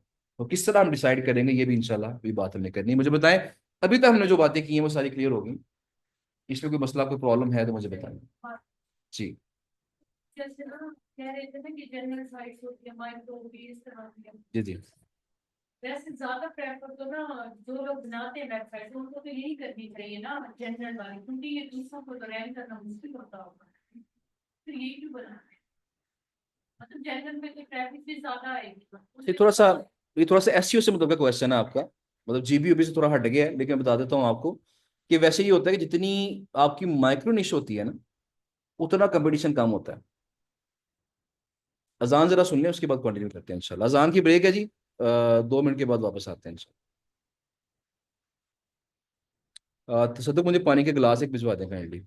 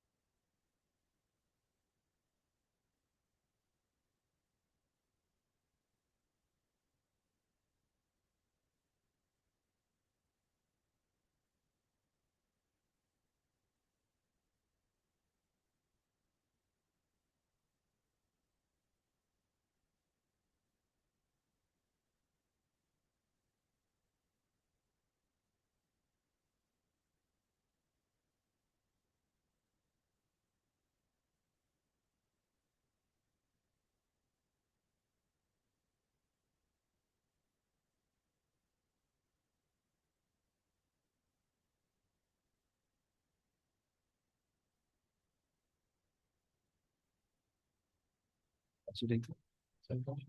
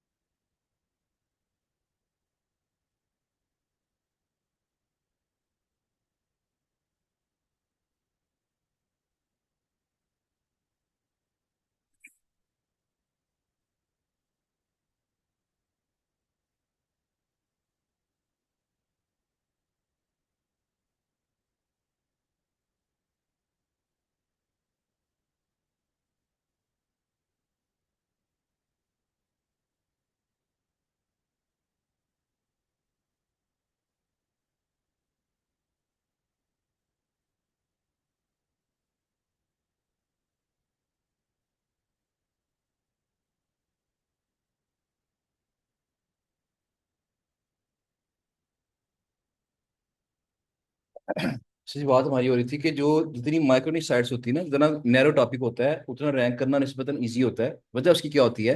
एक तो उसमें कंपटीशन कम है, आपके मुकाबले में लोग कम है। नंबर 2 ये होता है, देखें एक वेबसाइट है जो सिर्फ लिख ही पेट्स के ऊपर रही है, और एक वेबसाइट है जो कि सारे टॉपिक पे लिख रही है, पेट्स के ऊपर भी लिख रही है, फैशन के ऊपर भी लिख रही है, हेल्थ के ऊपर भी लिख रही है।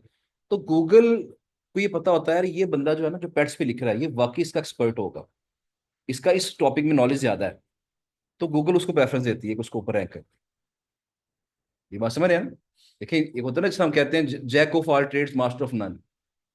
यही मुहावरा जो है ना, गूगल ने समझा होगा कि जो हर फन मोला है ना, जिसके ऊपर हर तरह के आर्टिकल लगे हुए हैं, वो एक्सपर्ट नहीं है किसी चीज का।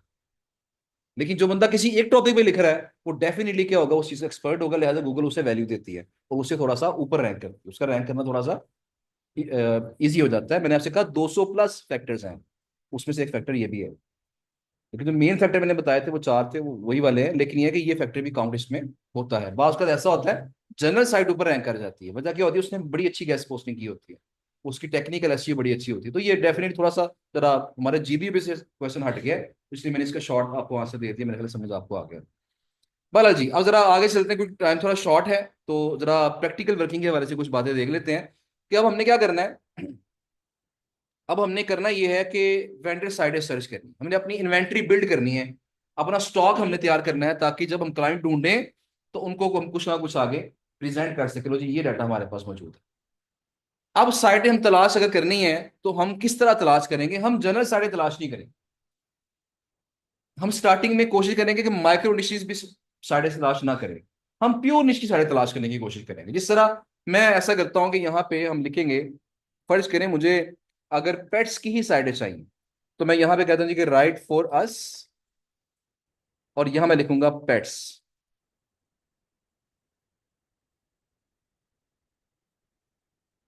अब ये देखिएगा, ये हमारे पास साइटें कुछ आ गई हैं। राइट फॉर अस लिखा, साहब ने क्या लिख दिया? पेट्स। अगर मैं खाली यहाँ पेट्स लिखूं तो फिर भी मेरे पास पेट्स वाली साइटें आएंगी ना। लेकिन यहाँ राइट फॉर अस लिखने का मकसद क्या है? तो ये बात याद रखिएगा कि दुनिया की हर वेबसाइट गेस्ट पोस्ट एक्सेप्ट नहीं करती। हर वेबसाइट गेस्ट पोस्ट एक्सेप्ट नहीं करती है। कई साइटों से आप रब्ता करेंगे, उनसे मेरे मेरा आर्टिकल पब्लिश कर दो, वो कुछ जवाब ही नहीं देंगे। लेकिन जो साइटें गेस्ट पोस्टें एक्सेप्ट करती हैं उनकी कुछ खास निशानियां हैं। वो निशानियां क्या है? कि उन वेबसाइटों के ऊपर इस तरह का पेज बना होगा, इस नाम का कोई ना कोई पेज होगा, right for us. Right for अस का मतलब क्या है? वो साइटें खुद कह रही हैं कि हमारे लिए लिखें। अब जो साइट खुद कह रही है कि हमारे लिए लिख के आर्टिकल हमें सबमिट करें, हम पब्लिश करेंगे आपका आर्टिकल, तो उनको गेस्ट पोस्ट सबमिट करना या पब्लिश करवाना हमारे लिए क्या हो जाएगा? वो आसान है। उन्हें मनाना आसान है। तो लिहाजा हमारा फोकस ये होगा, हम ऐसी साइटें तलाश करें जो खुद चाह रही हैं कि गेस्ट पोस्टें हमें दें, हम पब्लिश करेंगे गेस्ट पोस्टें। अभी फ्री में करेंगे या पेड करेंगे, जो भी होगा वो बात की बात है, लेकिन करेंगे। तो अगला सवाल पैदा होता है कि राइट फॉर अस तो एक वर्ड है, एक टर्म है, इस तरह की और भी टर्म्स हो सकती है ना। तो मैं, और क्या टर्म हो सकती हैं जो जनरल टर्म्स हैं? Submit a guest post. कुछ वेबसाइटों पे ये पेज लगा होता है, बना होता है, सबमिट योर गेस्ट पोस्ट। कुछ पे पेज बना होता है, कौन सा? Contribute your article. कुछ पे क्या पेज बना होता है? Submit your content. मेरी बात समझ रहे हैं ना? कुछ पे क्या बना होता है? Become a contributor. तो जिन वेबसाइटों पे इस तरह की निशानियां हैं, तो उसका मतलब क्या होगा कि वो वेबसाइटें निस्बतन आसानी से हमारा आर्टिकल एक्सेप्ट कर लेंगी, उन्हें बनाना इतना मुश्किल नहीं होगा। मुझे बताया आप में से कौन से दोस्त ऐसे हैं जो चैट जीपीटी का इस्तेमाल करते हैं? चैट जीपीटी जो यूज करते हैं वो कितने लोग हैं? ओके, लेस देन 50% हमारे पास स्टूडेंट्स हैं। लेकिन आज से आपने चैट जीपीटी का बेदरेगा इस्तेमाल करना है। आपने उसको आपने अपनी जिंदगी में शामिल कर लेना और इसको आपने जिंदगी का पार्ट बना लेना। क्योंकि जब से चैट जीपीटी आया है, उसके बाद और भी यही टूल्स आए हैं, लेकिन क्योंकि सबसे पहले चैट जीपीटी था, लिहाजा हम हमारी लाइफ का तो बेसिक पार्ट बन गया है। हम गूगल से ज्यादा चैट जीपीटी के ऊपर जाके चीजें सर्च कर रहे होते हैं, उससे ले रहे होते हैं चीजें, क्योंकि इससे डाटा हमें टू द पॉइंट और इजी मिल जाता है, इजीली मिल जाता है। क्या करेंगे? मैं अगर चैट जीपीटी के पास जाता हूँ, चैट जीपीटी पे अकाउंट बनाना कोई मुश्किल काम नहीं है। चैट जीपीटी पे अकाउंट आपका इजीली सिंपली बन जाएगा। आपने, आपके पास अगर जीमेल अकाउंट है आपका, तो ये आपका अकाउंट आपका इजीली बन जाएगा। अब फर्ज करें चैट जीपीटी का अकाउंट आपका बन गया है, तो यहाँ पे आपके पास एक ऑप्शन आती है न्यू चैट की। थोड़ा सा टाइम ले रहा है, ले जी। What can I help with? तो इसे हम यहाँ पे करेंगे जी, क्या कहेंगे? मैं कहता हूँ जी, मुझे gate me keywords like right for us.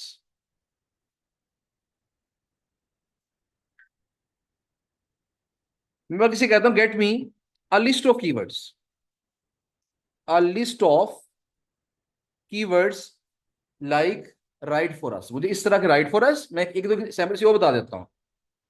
Right for अस, इसके अलावा सबमिट अ गेस्ट पोस्ट,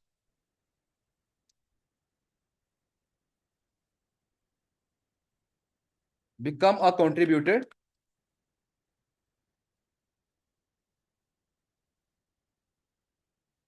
तो इस तरीके से हम इसे कह देते हैं यहाँ पे। इस तरह की मुझे मुझे लिस्ट दो। देखें जी, लिस्ट आ गई, 20 की लिस्ट है। Contribute to our blog, submit your article, guest post opportunities, write for our website, submit a contribution, become a write for us, writer for us sorry, publish with us, share your expertise. इसके अलावा share your, submit content, contribute an article etcetera. तो उसने पूरी 20 list दे दी है, 20 keywords. मैं से कहता हूँ जी 30 मोर प्लीज।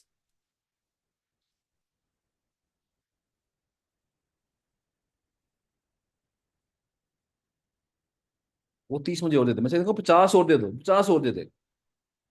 यानी ये सारे मुझे वो कीवर्ड दे देगा जो कीवर्ड कोई वेबसाइट इस्तेमाल कर सकती है किस मकसद के लिए, कि लोगों को मोटिवेट करे कि आप आए और हमारी वेबसाइट पे आके गैस को सबमिट करें।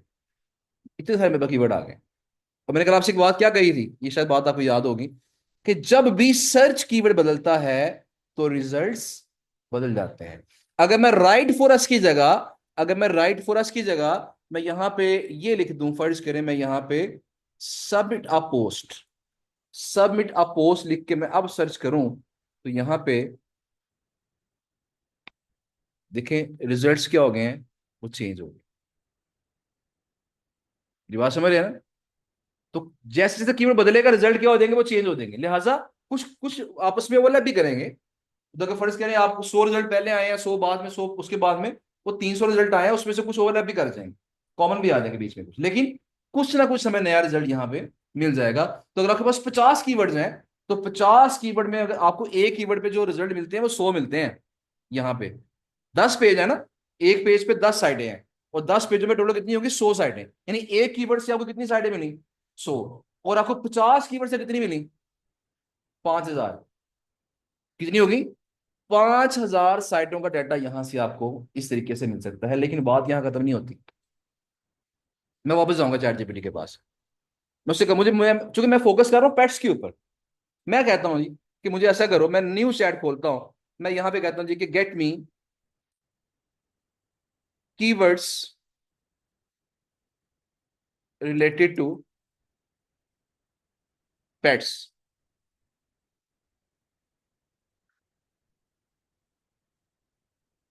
Pets care, pet supplies, pet adoption, pet store, pet grooming, pet health, pet insurance, pet training. अब यहां से देखें डॉग रिलेटेड कीवर्ड्स आ गए। अब यहाँ देखिए मुझे चूंकि क्या चाहिए, मुझे तो आजकल क्लाइंट के लिए डॉग्स वाली साइडें चाहिए ना। मैं क्या करूंगा, मैंने यहाँ पे पपी केयर के नाम से मैंने इसको पकड़ लिया, और यहाँ जाके मैं इसको सिंपली सर्च करूंगा पेट्स की जगह सबमिट अ पोस्ट, और यहाँ पे कर दूंगा मैं इसे ये। और अब देखते हैं कि रिजल्ट हमारे पास कुछ ना कुछ यहाँ पे आना शुरू हो जाएंगे। ये देखिए ये रिजल्ट आ गया। अब यहाँ पे right for us puppy care लिख दें तो वो भी ठीक है। तो अब देखिए मैं चैट जीपीटी से कहूं कि मुझे पेट से मुतलका 100 कीवर्ड दो, वो 100 कीवर्ड दे देगा। मुझे राइट फॉर अस की तरह के 100 कीवर्ड दो, मुझे 100 कीवर्ड वो भी दे देगा। अब आप देखें कि रिजल्ट्स कहाँ पहुंचते हैं। उधर राइट फॉर अस के साथ प्रीफिक्स क्या है, राइट फॉर अस उसके साथ आप पेट वाले 100 कीवर्ड लगाएं, 10,000 साइडें निकलेंगी इससे। एक कॉम्बिनेशन से कितनी निकलेंगी, 10,000 साइडें। फिर अगला लिखें सबमिट योर कंटेंट, उसके आगे वो बारी बारी वो 100 कीवर्ड लगाएं पेट्स वाले, 10,000 फिर निकल आएंगे। मेरा पॉइंट फॉलो कर रहे हैं? तो इस तरीके से हम क्या कर सकते हैं, चैट जीपीटी से हेल्प लेके हम लाखों साइटें अपने मतलब की निकाल सकते हैं। लेकिन डेफिनेटली वो जो डाटा आएगा उसमें कुछ चीजें ओवरलैप भी करेंगी। अगर अगर फर्ज के 10,000 साइटें निकाली हमने, तो उसमें से 1,000 2,000 ओवरलैप कर रही होंगी, और कुछ ओवरलैप कर रही होंगी, कुछ ऐसी होंगी जो हमारे मतलब की नहीं होंगी, वो लो क्वालिटी की साइट्स होंगी, वो हम छोड़ देंगे वहां से। हमारे काम की जो साइटें हैं, अगर फर्ज करें में 1,000 भी मिल जाएं, 1,000 साइटों को हम मेल करें और 100 का रिप्लाई आ जाए बीच में से, 100 के साथ हमारी डील हो जाए, तो 100 साइटें एक क्लाइंट को सेंड करने के लिए शुरू में इनफ है। ये कोई प्रोसेस कुछ सिंपल नहीं है, टाइम टेकिंग प्रोसेस है। मेले कॉन्टैक्ट फाइंड करने हैं, उनको मेले करनी है, फिर रिप्लाईज आएंगे, बार्गेनिंग करनी है, डील करनी है, शीट में नोट करना है, लेकिन लेंथी प्रोसेस। लेकिन ये मैं बताने का मकसद ये है कि चैट जीपीटी के साथ कंबाइन करके अपनी स्किल को हम बहुत ज्यादा डाटा फाइंड कर सकते हैं, ये इजीली हो सकता है। इसने काफी काम आसान, वरना पहले हमें क्या होता सोचना पड़ता था। आज से साल 1.5 साल 2 साल पहले हम सोचे थे यार क्या क्या कीवर्ड हो सकते हैं, वो पूरा दिन सोच के नोट करते थे कॉपी के ऊपर, ये कीवर्ड हो गए, आप इनको कंबाइन करो आपस में। अब क्या है, हमने सिर्फ चंद सेकंड लगाए हैं, तो हमारे पास हजारों कीवर्ड्स हमारे पास यहाँ पे कम्बिनेशन बन के आ जाए। बहरहाल जी, ये मैंने आपको बेसिक जो सर्च करने वाला मामला था मैंने बता दिया जी।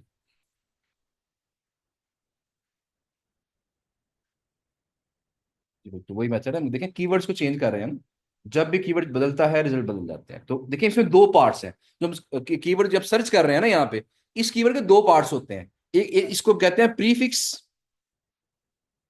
और ये हमारा क्या है, मेन कीवर्ड। ये प्रीफिक्स जो है ना ये वाला, और ये मेन कीवर्ड, दोनों में से कोई एक भी चीज बदलेगी ना तो रिजल्ट क्या हो जाएंगे, वो चेंज हो जाएंगे। तो कभी आप प्रीफिक्स बदलेंगे, कभी आप अपना मेन कीवर्ड बदलेंगे, जब कॉम्बिनेशन चेंज होगा तो रिजल्ट क्या हो जाएंगे, वो चेंज होंगे। इस तरीके से हम डिफरेंट कीवर्ड्स ट्राई करके हम यहाँ पे जो डाटा है वो फाइंड करेंगे।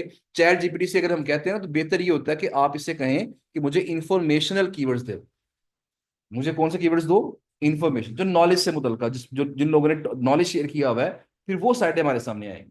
वो साइटें फिर निस्बतन आसानी से गेस्ट पोस्ट एक्सेप्ट कर लेती। जी। सारा साइड है, इतनी ऑप्शन है, अब हमने इनमें से किसको कंसीडर करना है कि हम इसको वेंडर करेंगे। अगला स्टेप वही आ रहा है, अगला स्टेप हमारा वही है। इतना डाटा आ गया, अब हमारे काम का डाटा कौन सा है। मैंने कहा ना, हमने पहले डाटा फाइंड करना सीखना ना, स्टेप वाइज काम हमारा। डाटा फाइंड करना आ गया, अब कोई भी निशा आपके सामने आएगी, फैशन की साइटें हो जाए, फैशन साइटें सर्च करनी, क्या करेंगे, चैट जीपीटी के पास आएंगे, प्रीफिक्स सेम होंगे, वो 100 कीवर्ड वही वाले होंगे, right for us, submit a guest post, contribute your article etcetera, वो सारे वही हैं। हम सिर्फ फैशन से मुतल्लिका 100 नए कीवर्ड निकाल लेंगे चैट जीपीटी से, बारी बारी वो कीवर्ड डाल देंगे और डाटा हमारा निकलना शुरू। तो जिस भी कैटेगरी के हमने कीवर्ड्स फाइंड करने हैं, वो हम चैट जीपीटी से फाइंड करके वहां से डाटा फाइंड कर सकते हैं।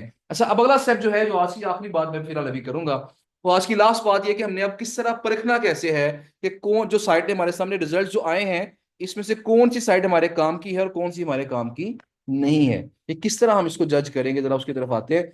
उसके लिए हमें टूल्स का इस्तेमाल करना पड़ता है। अभी सर ने आपको शायद बता दिया होगा, एसईओ क्विक का, एसईओ क्विक की बात होगी।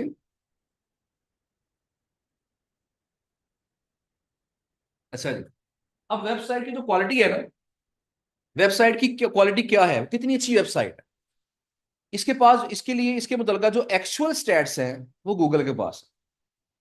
गूगल क्या करता है, वो स्टैट्स साइड नोट कर रहा होता है, उसके बाद सारा डाटा है, और गूगल जो है वेबसाइट के मालिक को वो स्टैट दिखाता रहता है साथ साथ। जो गूगल सर्च कंसोल है, टूल है एक, जो गूगल का अपना टूल है, गूगल उसमें हमें दिखाता है कि आपकी जो वेबसाइट है उस पर कितनी ट्रैफिक बढ़ी है, कितनी कम हुई है, क्या उसमें ट्रेंड क्या चल रहा है, किस किस कंट्री से ट्रैफिक आ रही है, मतलब सारे सारे स्टैट्स वहां पे होते हैं। तो एक्चुअल क्वालिटी वेबसाइट की पता है किसको, दो लोगों को, या तो गूगल को या वेबसाइट के मालिक। अब हम इतनी साइटों का मालिक तो नहीं हो सकते, हम कैसे पता लगाएं उसकी क्वालिटी का, तो इसके लिए थर्ड पार्टी टूल्स बने हैं। थर्ड पार्टी टूल्स बने हुए हैं। थर्ड पार्टी टूल्स वो हैं जो गूगल की तर्ज पे साइटों को चेक करते हैं और किसी भी बंदे को वो डाटा दिखा देते हैं। हम भी उससे पूछ सकते हैं, यार बताओ ये साइट कैसी है। ये टूल जो है, इनमें जो सबसे पुराना टूल है वो मोज है। मोज, MOZ, मोज, जिसका सर ने आपको बताया होगा, उसकी जो एक्सटेंशन है उसका नाम है मोज बार। जिक्र हुआ इसका आज की नहीं हुआ, कोई बात नहीं, मैं कर दूं। मोज बार, ये उसकी एक्सटेंशन है। उसके बाद जो और टूल्स हैं, बहुत सारे टूल्स हैं, उसमें एहरेफ्स है, उसमें SEM रश है, उबर सजेस्ट है, सिमिलर वेब है, इसके अलावा और मल्टीपल टूल्स, मैजिस्टिक है, बेशुमार टूल्स है।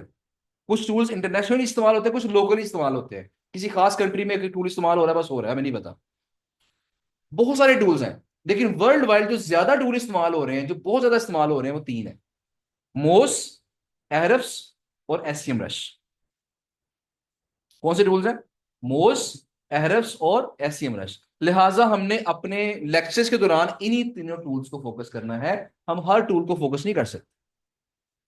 पर डिटेल्स को कैसे पता होगा कि ये लिंक टू कोड है, कौन सा होगा। हमने चेक किया ना अभी, इसलिए मैं एक लिस्ट, मतलब कि आप किसी वेबसाइट पे इंफॉर्मेशन लेने जा रहे हैं, आर्टिकल ओपन करो, तो उनको कैसे पता होगा कि ये ग्रुप फॉलोअर्स कौन सा वो है। भी ऐसे ही चेक करेंगे ना। वो मैंने राइट क्लिक किया, इंस्पेक्ट पे क्लिक किया, मुझे नजर आ गया। कोई भी बंदा चेक कर सकता है कि लिंक कौन सा है। कोई भी जो पेज ओपन करेगा, लिंक पे क्लिक करेगा, राइट वाला, इंस्पेक्ट पे क्लिक करेगा, उसे नजर आ जाएगा लिंक कौन सा, चेक हो सकता है, मसला नहीं है। बहरहाल जी, बात हमारी स्टैट्स की हो रही है, टूल्स की बात हो रही है। तो तीन टूल्स हैं, मोस, एहरफ्स और SEM, जिन पे हमने फोकस करना है। अब इसमें जो सबसे पहले आज के लेक्चर में जो टूल फोकस कर रहे हैं वो SEM रश है। SEM रश से हम स्टार्ट करेंगे, फिर कल हम मोज और एरर्स की बातें कल करेंगे इंशाल्लाह। अभी हमने क्या करना है, जिस तरह मैंने यहाँ पे गूगल पे जाके सर्च किया, सबमिट अ गेस्ट पोस्ट, यहाँ पे आगे मैंने मेंशन कर दिया। अब मैं काम करूंगा कि मेरे पास जो एक्सटेंशन है एसईओ क्विक, ये एसईओ क्विक जो एक्सटेंशन है ये SEM रश वालों की है। SEM रश टूल है, उसकी उसका सॉफ्टवेयर कौन सा है, SEO क्विक एक्सटेंशन है उसकी। हमने इसको इंस्टॉल करना है। इंस्टॉल करके इसे मैंने जब इसे क्लिक किया, इसे यहाँ बटन इसका ऑन कर दिया, तो यहाँ देखिएगा साथ ही मेरे पास यहाँ पे इसका छोटा सा कंट्रोल पैनल सा आ गया इसका। अब यहाँ मैं क्या करूंगा, देखिए जब ये कंट्रोल पैनल आया तो उसके साथ ही हर वेबसाइट के नीचे एक पट्टी भी आ गई है, ये दो पट्टियां आ गई। बात समझ रहे हैं ना? अब यहाँ पे हमने क्या करना है, एक काम सिर्फ कर लेना है कि पैरामीटर्स के ऊपर क्लिक करेंगे और यहाँ पे हमने मेक श्योर करना है कि ये लाजमी हो, SEM rush, search engine traffic, ये लाजमी टिक होना चाहिए। बाकी चाहे है या नहीं है वो बात की बात है, ये लाजमी होना चाहिए। एक अगर है, वैसे ये नहीं होता नॉर्मली, ये जब हम इंस्टॉल करते हैं तो ये नहीं होता, ये हमें एक दफा करना पड़ता है। एक दफा टिक कर लेंगे फिर बाद में नहीं करना पड़ेगा आपको। ओके, मैंने इसको किया हुआ है। अब ये देखिए हमारे पास रिजल्ट्स आ गए। अब ये देखिएगा यहाँ इसने मुझे जो चीजें बताई हैं वो बहुत सारे स्टैट्स हैं, लेकिन हमारे काम की जो सबसे पहली चीज है वो है एएस। जो सबसे पहली चीज काम की वो क्या है? एएस। एएस का मतलब है अथॉरिटी स्कोर। ये जो टूल्स हैं ये क्या करते हैं, ये वेबसाइटों की पावर को मेजर करते हैं, एक वेबसाइट कितनी पावरफुल है, और पावर को मेजर करके उसकी उसकी वैल्यू बताते हैं। तो ये जो पावर नजर आ रही है 84, इसका मतलब है कि ये इस वेबसाइट की जो पावर है वो 84 है, यानी ये 83% साइटों से बेहतर है, और 16% साइटों से ये क्या है, ये कमतर है। बात समझ रहे हैं ना? कि पूरी मार्केट में, पूरी दुनिया में क्या है, 83% साइटें इससे हल्की हैं, और 16% साइटें इससे क्या है, वो भारी, इससे ज्यादा अच्छी। सर वो पहले नंबर पे तो आ रही है। देखिए रैंक रैंक करना, ये मैंने बताया था रैंकिंग में कितने फैक्टर होते हैं, 200+। ये क्या है, उसमें से एक फैक्टर है। तो बहुत सारे फैक्टर्स हैं। रैंकिंग को देख के आपने ये नहीं समझना, देखिए इसकी पावर 84 है, ये ऊपर है, इसकी पावर 68 है, ये नीचे है, और यहाँ देखिए इसकी पावर 100 है, ये उससे भी नीचे है। तो मैंने क्या कहा था कि सिर्फ एक चीज मैटर नहीं करती, बहुत सारी चीजें मिल मिला के फिर रैंकिंग होती है। तो लिहाजा हमने रैंकिंग को देख के ये नहीं समझ लेना कि ये साइट बहुत अच्छी है। हम देखें कि बास स्क्वाड कोई 100वें नंबर पे साइट आ रही होती है, बड़ी अच्छी होती है, और बात को पहले नंबर पे आती है, वो अच्छी नहीं होती। तो हमने रैंकिंग को देख के ये नहीं समझना, क्योंकि अगर अगर रैंकिंग देख के ही पता चल जाता साइट अच्छी है या बुरी है, तो फिर टूल क्यों इस्तेमाल करते हैं? जो नंबर 1 पे आ रही है वो अच्छी है, उसको नोट कर लिया, जो नंबर 2 पे आ रही है उससे कम अच्छी है, उसे नोट कर लिया, तो दूसरे पेज पे आ रही है उसे छोड़ दिया। लेकिन ऐसा नहीं है। रैंकिंग जो है वो इस बात की अलामत नहीं है कि साइट अच्छी है कि बुरी है, वो बहुत सारे फैक्टर्स और भी साथ मैटर कर रहे होते हैं। बहरहाल जी, हमने टूल्स को यूज करना है, हमने टूल्स की बेस पे जजमेंट करनी है कि कौन सी साइट ज्यादा अच्छी है, कौन सी कम अच्छी है। बहरहाल तो सबसे पहला फैक्टर है, क्वेश्चन लास्ट में करने हैं, बस 5 मिनट की बात बाकी रह गई है, क्वेश्चन आंसर लास्ट में करेंगे, वरना फिर थोड़ा सा ना वो मामला खराब हो जाता है, फ्लो खराब हो जाता है। ओके, तो बात हमारी क्या हो रही है कि यहाँ पे हमने सर्च किया और इस टूल ने हमें क्या बताया, एएस बताया। एएस का मतलब क्या है? Authority score. अथॉरिटी स्कोर का मतलब है पावर, यानी एससीएम रश के मुताबिक इस वेबसाइट की पावर कितनी है, 84। उसके मुताबिक इस वेबसाइट की पावर कितनी है, 68। इसकी पावर कितनी है, 100। इसकी पावर कितनी है, 34। इसकी पावर कितनी है, 100। इसकी पावर कितनी है, 25। डिफरेंट साइटें हमारे पास आ रही हैं। हमने सिर्फ पावर नहीं देखनी, हमने एक चीज याद रखनी है कि हम वही साइट पिक करेंगे। देखिए हमने एक वेबसाइट को 4-5 फिल्टर में से गुजारना है, 4-5 टेस्ट करने हैं उसके ऊपर। जो जो वेबसाइट 4-5 टेस्ट पूरे कर लेगी, पार कर लेगी, वो क्या होगा, वो साइट अच्छी हो, उसे हम लिस्ट में नोट करेंगे। ये पहला टेस्ट था, अथॉरिटी स्कोर वाला, पावर वाला। तो हमने क्या देखना है, हमारे नजदीक अच्छी साइट कौन सी है जिसकी पावर कम से कम 20 हो, यानी जिसका एएस क्या हो, कम से कम 20। ये पहला टेस्ट है। अगर पावर 20 या 20 से ऊपर है तो दैट भी साइट ठीक है। लेकिन हमने क्या करना है, हमने फिलहाल एज अ स्टार्टर, जो कि मैं भी कोर्स स्टार्ट किया है, हमने एक रेंज सेट कर लेनी है। हमने ना तो 20 से कम वाली साइटों को पकड़ना है, और ना 60 से ऊपर वाली साइटों को पकड़ना है। जो 60 से ऊपर वाली साइटें होंगी वो बहुत अच्छी साइटें हैं, वो हमें जवाब ही नहीं देगी ऐसे। उनको हमने कैसे अप्रोच करना है वो बाद में देखेंगे। फिलहाल हमने दरमियानी साइटें पकड़नी है, जो ना हल्की हैं ना बहुत अच्छी हैं। वो साइटें कौन सी होगी, जिनकी पावर क्या है, 20 से लेके 60 के दरमियान। लिहाजा ये पक्की पक्की बात समझ लें कि हमने जब साइटें अपनी शीट में डालनी है ना, तो उनकी पावर ना तो 20 से कम होनी चाहिए, ना 60 से ज्यादा होनी चाहिए, 20 से 60 के दरमियान रेंज में होनी चाहिए। ये पहली चीज होगी। अगला फैक्टर जो है वो क्या है, अगला फैक्टर देखेंगे यहाँ, वैसे तो एससीएम रश भी हमें ट्रैफिक बताता है, ये विजिट्स बता रहा है, ट्रैफिक बता रहा है। तो देखें अब जरा एक चीज और भी सुन लें। अक्सर लोग ना यहाँ कंफ्यूज हो जाते हैं, टाइम हमारे पास शॉर्ट है लेकिन फिर भी मैं इसको जरा गाइड कर, 10-15 मिनट की हो जाएगा ना, बस मसला तो कोई नहीं है क्योंकि बात हमारी स्टार्ट हुई हुई है, इसे कंप्लीट कर लेते हैं। तो अब दो चीजें आ गई हैं, विजिट्स एंड ट्रैफिक, इन दोनों में फर्क है। हालांकि कल मैंने क्या कहा था, ट्रैफिक की डेफिनेशन क्या है, number of visits per month. Visits को ही ट्रैफिक कहते हैं, लेकिन यहां तो दो डिफरेंट चीजें आ गई हैं। अब यहां पे डिफरेंशिएट करना बड़ा इंपॉर्टेंट है इसको, वजह क्या है तो देखें, एक होती है ऑर्गेनिक ट्रैफिक, उसे उसका पूरा नाम होता है ऑर्गेनिक सर्च ट्रैफिक, और एक होते हैं विजिट्स। देखिए मैंने जरा बात समझिएगा तो जो कीजिएगा, मैंने क्या किया, मैंने आज मुझे फर्ज करें मुझे कोई पेट वाली साइट चाहिए थी, मैंने सर्च किया गूगल पे, मुझे साइट अच्छी मिलेगी, मैंने क्लिक किया, मैंने साइट को ओपन कर लिया। उस साइट को एक ऑर्गेनिक ट्रैफिक मिल गई है और एक विजिट मिल गया, एक ऑर्गेनिक ट्रैफिक मिल गई है और एक क्या मिल गया उसको, विजिट मिल गया। अब मैंने क्या किया, मैंने कल फिर वही, चूंकि साइट मेरे पास खुली हुई है, मुझे साइट याद होगी, मैंने कल डायरेक्ट उसको उसका एड्रेस लिखा साइट का, मैंने साइट फिर खोल ली। अब ये ऑर्गेनिक ट्रैफिक काउंट नहीं होगी। अब मैंने जो वन एक दफा गूगल पे सर्च कर लिया था वो ट्रैफिक एक काउंट हो गई है। अब जो अगले होंगे ये सारे सारे मेरे क्या होंगे, ये विजिट्स होंगे। ऑर्गेनिक ट्रैफिक से मुराद क्या है, ये वो ट्रैफिक होती है जो सिर्फ सर्च के थ्रू आती है। कोई बंदा सर्च करता है, हमारी साइट सामने आ जाती है, और बंदा उस पर क्लिक करता है और ट्रैफिक हमारी साइट पे आ गई। तो जो ट्रैफिक इस तरह आएगी उसे क्या बोलते हैं, ये ऑर्गेनिक सर्च ट्रैफिक है।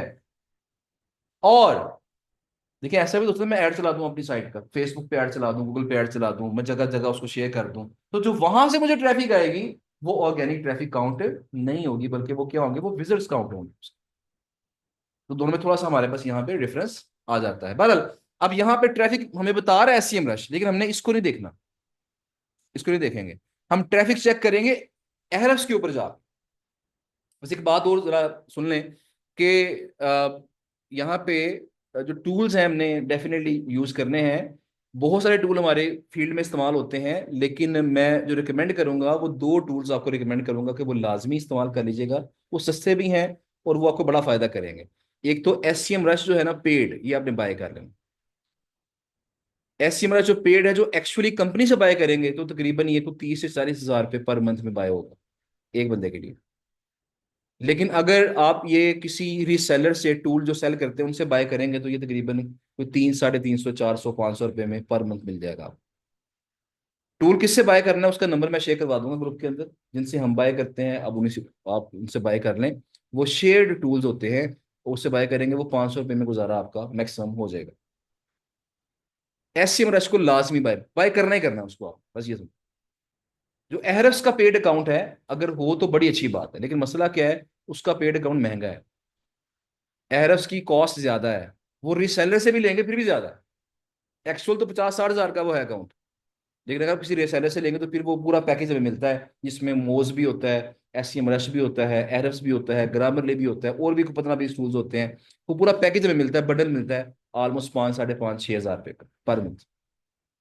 मैं वो रिकमेंड नहीं कर रहा आप, लेकिन मैं ये लाजमी कह रहा हूँ कि आपने एससीएम रश लाजमी बाय करना, क्योंकि वो हमारा काम बहुत आसान करेगा। कल आप देखेंगे, मैं कल उसको इस्तेमाल करवाऊंगा आप, कल आप देखेंगे हमने जब जब उसको यूज करेंगे हम, तो हमारा काम बहुत ज्यादा आसान हो जाएगा, टाइम काफी हमारा सेव हो जाएगा उससे। तो एससीएम रश को एक तो आपने बाय कर लेना, मैं नंबर शेयर करवा दूंगा। और नंबर टू जो है ना, ईमेल वेरिफिकेशन। जब हम किसी वेबसाइट को मेल करते हैं ना, अब उसकी मेल ठीक है कि ये गलत है, गलत ईमेल आईडी होगी तो हमारी ईमेल आईडी को नुकसान पहुंच जाएगा। तो लिहाजा हमने ईमेल सेंड करने से पहले उसको वेरीफाई लाजमी करना है। जब ईमेल्स को हमने वेरीफाई करना है तो वेरिफिकेशन का टूल भी एक चाहिए होगा। जो वेरिफिकेशन वाला टूल है वो भी, पहले तो जो वैसे टूल मार्केट में चल रहे हैं काफी एक्सपेंसिव है, लेकिन रिसेंटली वो 1-1.5 माह पहले मैंने खुद अपना एक टूल बनवा लिया है, जिसकी कॉस्ट काफी कम है। वैसे अगर मार्केट में देखेंगे टूल, जो बाकी टूल्स हैं, वो 2-2.5 हज़ार रुपये पर मंथ में टूल मिलते हैं, जिसपे आप तकरीबन 1500-2000 ईमेल्स को वेरीफाई कर सकते हैं। तो जो टूल मैंने खुद बनवाया है, तो मेरे जो छोटे भाई हैं वो डेवलपर हैं, इलेक्ट्रिकल इंजीनियर, लेकिन साथ वो डेवलपिंग करते हैं, वो डेवलपर है, वेब डेवलपर है, तो उनसे मैंने टूल एक बनवा लिया है। वो टूल पे हमारी कॉस्ट जो आ रही होती है, वो बैक एंड पे काफ़ी कॉस्ट आ रही होती है, लेकिन स्टूडेंट्स के लिए हम उसको हमने मुख्तस कर दिया है कि 500 रुपीज़ में 1500 ईमेल्स की वेरिफिकेशन हो जाती है। तो वैसे 2-2.5 हज़ार रुपये में होती है, वो 500 रुपये में आपकी हो जाती है, जो हमने हमारा अपना टूल है।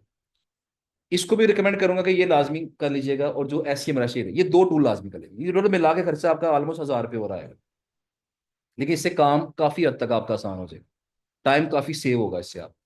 तो ये दो चीजें लाजमी कर लीजिएगा, मैं इनको कल करके दिखाऊंगा भी, इवन वेरिफिकेशन भी करके दिखाऊंगा उस टूल के थ्रू। और साथ में आपको ये जो एस सी एम रश है ये किस तरह इस्तेमाल करना है, टाइम को किस तरह सेव करना है, मैं ये भी बताऊंगा। फिलहाल आपने काम करना है, जो आज का काम बड़ा आसान है, टाइम का, मैं इसको यहीं पे वाइंड अप कर रहा हूँ।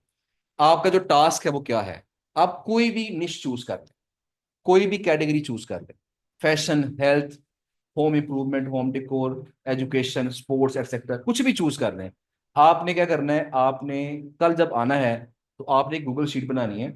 उस गूगल शीट के अंदर एक कॉलम के अंदर वेबसाइटें होनी चाहिए, और उससे अगले कॉलम में उनका एएस होना चाहिए, अथॉरिटी स्कोर, उनकी पावर की वैल्यू पुट करनी है आप। ये दो कॉलम आपने बना के आने हैं। ये कम से कम 100 साइटें आपकी शीट में होनी चाहिए। और 100 साइटें कैसी होनी चाहिए, ऐसी साइटें जिनका एएस 20 से 60 के दरमियान हो, ना 20 से कम और ना 60 से ज्यादा। कोई भी कैटेगरी चूज करिए, आपकी मर्जी है, एक कर लें, दो कर लें, तीन कर लें, मल्टीपल भी कर सकते हैं। मुझे क्या चाहिए आपसे, मुझे चाहिए कि कल आपकी शीट में 100 साइटें होनी चाहिए, छोटा सा काम।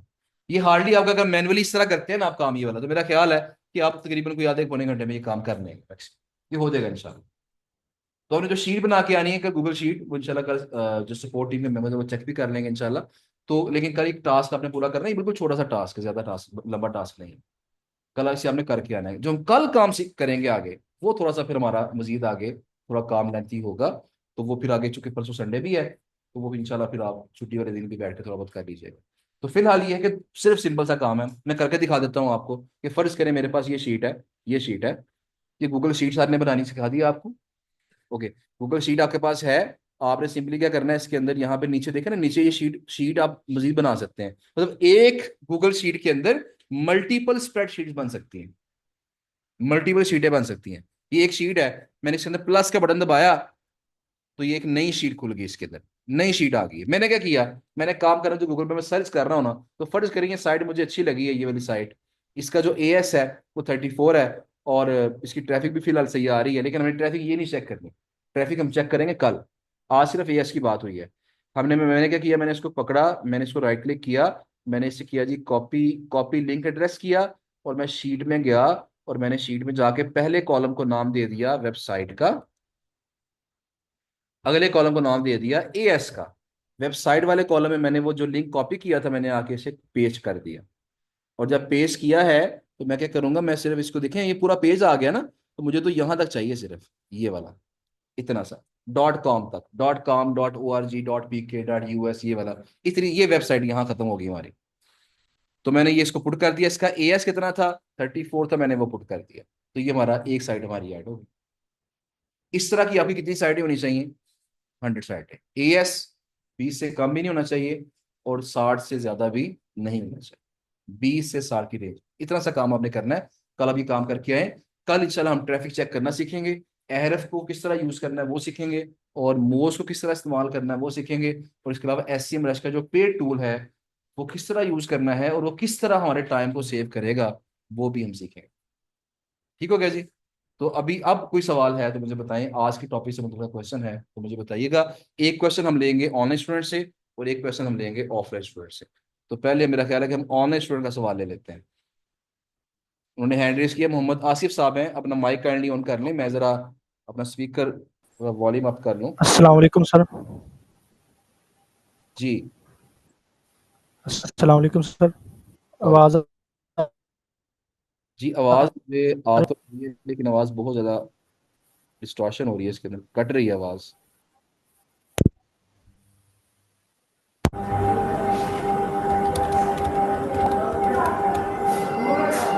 हेलो। जी जी, आवाज़, आवाज़ अब आ रही है, क्वेश्चन करें काइंडली। मेरा क्वेश्चन था कि जब हम ये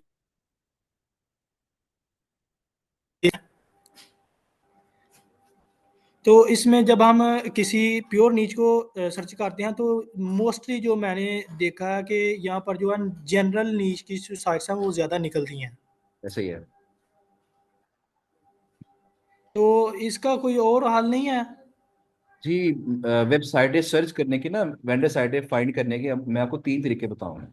ये भी एक हुआ है, 2 तरीके इसके भी और है, ये हमने बात इस पर मजीद भी करनी है। अभी ये हमारा टॉपिक ना, ये वाला जो सब्जेक्ट है मुकम्मल नहीं हुआ अभी। तो फिलहाल ये है कि अभी जब सर्च करेंगे ना, तो कई साइटें प्योर मिलेंगी, कई जनरल मिल जाएंगी। आपने जनरल साइटें भी जो अच्छी होंगी ना, जो हमारी रेंज की होंगी 20 से 60 जी वाली, उनको भी कहीं नोट कर लें आप। उनको जाहिर ही करना हमने, उनको भी साथ हम नोट कर लेंगे, ठीक है ना। तो फिर वक्त आने पे उन्हें भी आउटरीच करेंगे हम। जी। तो आपकी जो साइटें हैं फिलहाल आपने कोशिश करनी है कि प्योर साइटें 100 पूरी हों। जो प्योर साइटें होंगी ना वो 100 पूरी हों आपकी। तो बाकी इंशाल्लाह फिर देख लेंगे। और प्योर साइटें ज्यादा अच्छी कैसे फाइंड करनी है, ये आगे 2-3 तरीके हमने और डिस्कस करने हैं इंशाल्लाह, उसमें ये बात होगी। फिलहाल जो तरीका बताया है इसी को यूज करें और डाटा निकालें बस। ठीक है जी। चलिए ठीक हो गया सर, ठीक है। Okay, thank you. शुक्रिया। एक और सवाल था। जी प्लीज। अ, जब हम किसी मीन्स के, आपने कहा था कि बेस्ट स्मार्ट वॉचेस था, तो अगर हम उसकी कोई वेबसाइट है जो कह रही है कि हमें गेस्ट पोस्ट चाहिए, जी जी। चलें लगा लें कि ये हो गया कि यूएसए का एक क्लाइंट है, वो कह रहा है कि मुझे ट्रक जो है, ट्रक डिस्पैचिंग मीन्स के इधर माल से उधर लेके जाता है। ठीक है। तो वो कह रहा था कि मुझे मेरी नीच के रेलिवेंट जो है ना, वो मुझे साइट्स दो। ठीक है। तो उसके लिए कौन सी साइट्स जो है वो सिलेक्ट करनी अच्छी रहेंगी? देखिए उसमें ये होता है कि एक दिक्कत तो ये है कि आप चैट जीपीटी के पास जाएं, उसे कहें यार ये मेरे क्लाइंट की साइट है, इसको जरा आप देखो। वो चैट जीपीटी साइट खोलेगा, उसे चेक करेगा, वो देखेगा इसमें क्या क्या हो रहा है।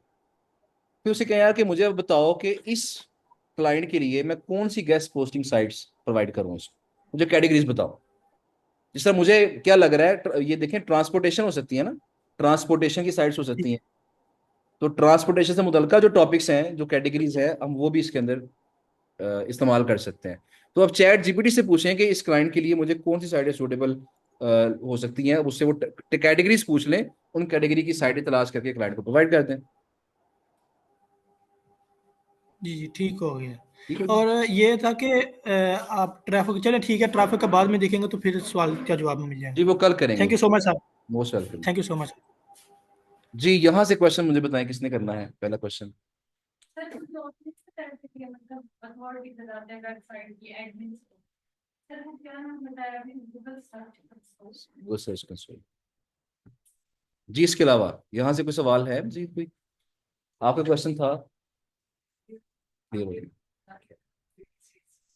जी बिल्कुल ठीक हो गया, चलें ओके। सेमरश कल बाय करके आ जाएं। कल बाय कर लें, क्योंकि कल मैंने जब काम करवाना है तो वो उसमें हमने सेमरश का काम ही करना है, तो कल आपने सिर्फ सेमरश बाय कर लें फिलहाल। कल कल मैं जब आपको टास्क दूंगा, असाइनमेंट दूंगा, तो उसमें घर जाके आपने वो करनी है, तो इसीलिए आपका सेमरश चाहिए होगा। जी इसके अलावा कोई सवाल और है ऑनेस्ट की तरफ से? चैट में कुछ क्वेश्चन आ रहे हैं। अच्छा जी, ये कह रहे हैं कि share tool names if it display in screen, thank you. देखें वो, हाँ जी, रश, रश, ठीक है जी। और ये टूल कहाँ से बाय करना है वो नंबर आपको शेयर कर देंगे इंशाल्लाह। अगर खुद बाय करना है खुद भी कर सकते हैं, कोई मसला नहीं है। ये मैंने बता दिया कि तकरीबन 400-500 रुपये में मिलेगा आपको टूल ये वाला। प्योर निश हो, ये जनरल हो, ये देखें मैंने कहा जी प्योर निश की साइडें तलाश करें। जनरल साइडें बीच में वैसी आ जाती हैं, उनको भी नोट कर लें, लेकिन वो मैं 100 में काउंट नहीं करूंगा। 100 हमने साइडें प्योर निश की निकालनी है, जो प्योर होंगी जी। आप देखना है। अब हर चीज के विजिटर डिफरेंट रेंज के होंगे। जैसे अब जेंट्स में पहले वुमेन्स ज्यादा हो गई, फिर वुमेन्स को मेकअप पर ज्यादा है, बैग है। लेकिन हमें क्या पता हमें किसकी तरफ जाना है ये। देखिए हमें हर कैटेगरी की साइडें चाहिए। जब हमने जीबीओ भी करना है ना, तो क्लाइंट किसी भी कैटेगरी का आ सकता है। हमें हमें एक बंदे के पास हर तरह की साइडें होनी चाहिए, हेल्थ वाली भी, फैशन वाली भी, टेक। अभी फिर हम स्टार्ट में क्या कर रहे हैं, किसी एक दो पे फोकस कर लेते हैं। अभी हम सीख रहे हैं ना। जब एक दो कैटेगरी पे काम सीख लेते हैं, फिर आगे चल के हम सारी तलाश करेंगे। काम सारा करना है हमने, ठीक है ना। Okay, share the person number जी, वो हो जाएगा। तसदुक जरा अभी शेयर कर दे मेरे ख्याल में। ईमेल नेम क्वेश्चन आंसर मैंने बता दिया। अच्छा जी, क्वेश्चन आंसर के लिए हमारे पास था nas.gbob@gmail.com, ये वेबसाइट थी जी। इसके अलावा जी, सर उसमें क्या क्या फैक्टर देखते हैं एक बार देखते हैं। देखिए प्योर निश में बस ये देखें कि उसके अंदर जो टॉपिक वेबसाइट खोलेंगे ना, तो नजर आ जाएगा कि इस वेबसाइट के ऊपर कौन कौन से आर्टिकल लग रहे हैं। एक बड़ी सिंपल सी बात होती है कि जिस जिस भी वेबसाइट के नाम में मैगजीन आ जाए ना या न्यूज आ जाए, अक्सर औकात वो साइटें जनरल होती हैं। ये एक बड़ी निशानी है। ठीक है ना। लेकिन देखिए अगर पेट न्यूज आ गया है, अब ये जनरल होगी कि प्योर होगी? क्योंकि अब मखसूस हो गया ना पेट की न्यूज। लेकिन अगर वैसे आ गया जिस तरह news daily articles, market business news, उस तरह की जो साइटें होती हैं, ये आमतौर पर क्या होती हैं, जनरल होती है। वैसे वेबसाइट खोलेंगे ना आप, तो अगर उस वेबसाइट पे उसी टॉपिक से मुतल्लिका कंटेंट लग रहा है, अगर फर्ज करें आप हेल्थ की साइटें तलाश कर रहे हैं, आप वेबसाइट खोलें और चेक कर लें कि वहां सिर्फ हेल्थ वाले आर्टिकल लगे हुए हैं, कोई और कैटेगरी तो नहीं है। अगर कोई और कैटेगरी है तो दैट मीन वो प्योर नहीं है। हाँ, अगर हेल्थ है या फर्ज करेंगे फैशन है, तो फैशन के अंदर ब्यूटी भी आती है, फैशन के अंदर कॉस्मेटिक्स भी आ सकता है, फैशन के अंदर ज्वेलरी भी आ सकती है। ये तमाम चीजें आपस में क्या रेलिवेंट है। बस ये देखने कि जो रेलेवेंट चीजें हैं वो होनी चाहिए, इररेलेवेंट टॉपिक नहीं होने चाहिए। अगर फैशन की साइड है तो वहां टेक्नोलॉजी के आर्टिकल नहीं होने चाहिए।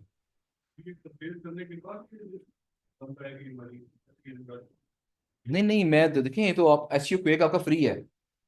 अगर आपने वन बाय वन जो मैंने अभी करके दिखाया आपको, ये वाला फ्री है, इसके लिए आपको एसईएमएस बाय नहीं करना पड़ेगा। एसईएमएस बाय करना पड़ेगा कल के काम के लिए, जो मैं कल आपको काम करवा के दिखाऊंगा, उस पर टाइम हमारा काफी सेव होगा इंशाल्लाह। देखिए उसके लिए आपने सिंपल एक काम करना है। एजेंसी शीट मिल सकती है, जो ऑफिस हमारी अपनी जो शीट है वो शेयर करेंगे इंशाल्लाह आपके साथ, लेकिन अभी नहीं करेंगे, पहले जरा आप काम कर लें थोड़ा सा, फिर शेयर करेंगे इंशाल्लाह। जैसे मैंने बताया जी कि आपने सबसे पहला काम करना है एसईओ क्वेक को इंस्टॉल करना। वैसे तो लेक्चर की रिकॉर्डिंग हो रही है, तो कहीं से भी रिकॉर्डिंग आप देख सकते हैं, रिपीट कर सकते हैं, सो लेकिन मैं बता देता हूँ। एसईओ क्वेक को इंस्टॉल करना है, और सर ने आपको बताया होगा कि एसईओ क्वेक को फिर हमने कनेक्ट करना होता है एसईएम रश के साथ। बताया ना सर ने? वो कनेक्ट आपने सिर्फ एक दफा करना है, और उसके बाद सिर्फ एक दफा पैरामीटर्स के ऊपर क्लिक करके आपने ये वाला भी टिक कर लेना। ये हो गया। अब बस ये देखना कि ये बटन ऑन है, उसके बाद कुछ भी सर्च कर लें तो ये ऑटोमेटिकली आपको नीचे वैल्यू शो करवा देगा, फिर वो मसले की बात। तो ये छोटा सा काम है, कोई लंबा काम नहीं है। तो आपने इसको करते हुए आपने 100 जो साइटें हैं वो तलाश करके। तो सर जैसे आपने कहा था कि एक पेज पे 10, ठीक है, 10 साइड। तो अगले वे पे चले जाएं, हाँ, फिर की कीवर्ड चेंज कर लें, या देखें एक पेज पे 10 है ना, तो ये कितने पेज है हमारे पास ये वाले, 10। तो ये 100 साइटें होंगी। तो एक कीवर्ड से हमें 100 साइटें मिल रही हैं, 100 में से हमारी 50 हमारे काम की निकल आई, फर्ज करें 25 निकल आई, तो एक कीवर्ड से 25 आ गई, दूसरे कीवर्ड से 25 और आ गई, तो 3-4 कीवर्ड यूज करेंगे, 100 पूरी हो जाएगी। ठीक है ना। तो इतना मुश्किल काम नहीं है वो।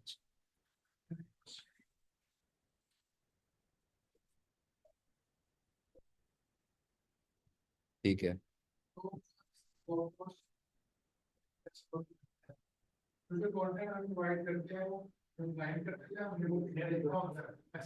देखिए इसमें दो ऑप्शन है, जरा सुन लीजिएगा जी। जब आर्टिकल आर्टिकल की बात आती है, जरा तो जैसे बात सुन लीजिएगा। दो ऑप्शन होती हैं, बात को क्लाइंट आपको खुद आर्टिकल दे देता है, लो जी ये आर्टिकल है, लिंक लगा हुआ है, बस पब्लिश करा दो। तब तो बड़ा बड़ा काम सिंपल है, आर्टिकल पकड़ा, वेंडर को सेंड किया, उसने पब्लिश किया, आपने लाइव लिंक पकड़ लिया उससे। वो लिंक कौन सा जिस पे क्लिक करने से आर्टिकल खुल जाएगा, वो लाइव लिंक पकड़ के क्लाइंट को दे दिया, बस ये आपका ऑर्डर पूरा हो गया। वो काम सिंपल हो गया। लेकिन बात का क्लाइंट कहता है जी कि मेरे पास राइटर नहीं है, मैं लिख नहीं सकता, तो आप ही लिखवाएं, आप ही पब्लिश करवा दें। तो फिर हम क्या करते हैं, उसके लिए आर्टिकल लिखवा देते हैं। हमारे पास इन कांटेक्ट होते हैं राइटर्स भी, हम खुद नहीं लिखते, हम राइटर से लिखवाते हैं। और ना ही हमने चैट जीपीटी से लिखना है, क्योंकि वो यही कंटेंट हो जाएगा। हम किसी राइटर से आर्टिकल लिखवाएंगे, क्लाइंट हमें डिटेल्स बताएगा। क्या बताएगा? टॉपिक बता देगा, एंकर बता देगा, एंकर टेक्स्ट, लिंक बता देगा कौन सा लगाना है, ये 2-3 चीजें हमें बताएगा वो। हम वो फॉरवर्ड करेंगे राइटर को, राइटर वो आर्टिकल लिखेगा। हम वो आर्टिकल पहले क्लाइंट को चेक करवाएंगे कि ये आर्टिकल लिखा गया है, पहले चेक कर लो फिर पब्लिश करवाएंगे। वो पहले चेक करेगा कि उसने ओके कर दिया, उसे पब्लिश करवा दिया जाएगा। अगर उसने चेक करके कहा नहीं जी मुझे फलां पैराग्राफ के अंदर मसला है, तो पहले हम उसको ठीक करवाएंगे, फिर दोबारा चेक करवाएंगे, फिर क्या करेंगे, उसको आगे चल के पब्लिश करवाएंगे। तो इस तरीके से क्या होगा कि थोड़ा सा हमारा प्रोसेस थोड़ा सा लेंथी हो जाएगा, लेकिन इसमें हमें फायदा ये मिलता है कि हम कंटेंट राइटिंग में से भी अपना मार्जिन निकाल लेते हैं। क्लाइंट को फर्ज करें मैंने $15 चार्ज किया है आर्टिकल का, तो मुझे आगे कॉस्ट आ रही है $5, $6, $7, तो मैंने वहां से भी कुछ ना कुछ प्रॉफिट अपना निकाल लिया। तो इस तरीके से आपका जो थोड़ी हेडेक तो बढ़ जाती है, लेकिन आपका प्रॉफिट मार्जिन भी बढ़ जाता है आपका। ठीक है।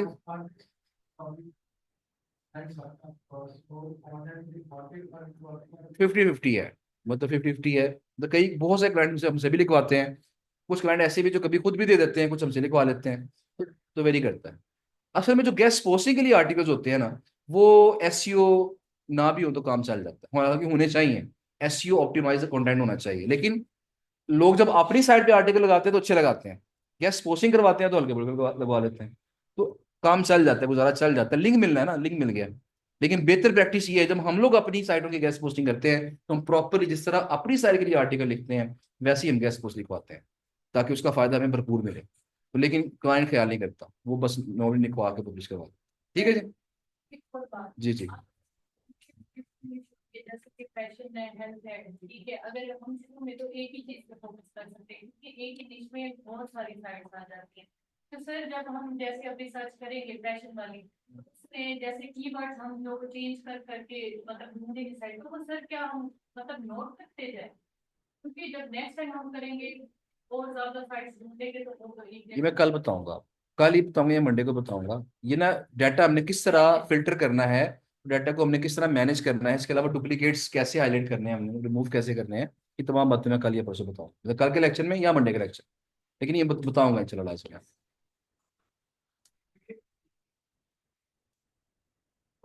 तो एक दो तीन सर, हम्म। ये जो जब 100 आता है तो इसका कीमत समझ गए। हाँ जी, वही बात है कि 200 प्लस फैक्टर्स हैं जो कि मिल के डिसाइड करते हैं किसने रैंक होना।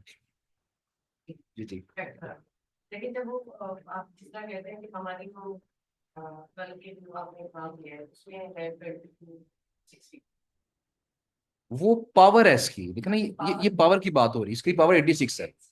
हाँ जी हाँ। 100 भी आ रही है, हमने छोड़ छोड़ दे रहा है इसको।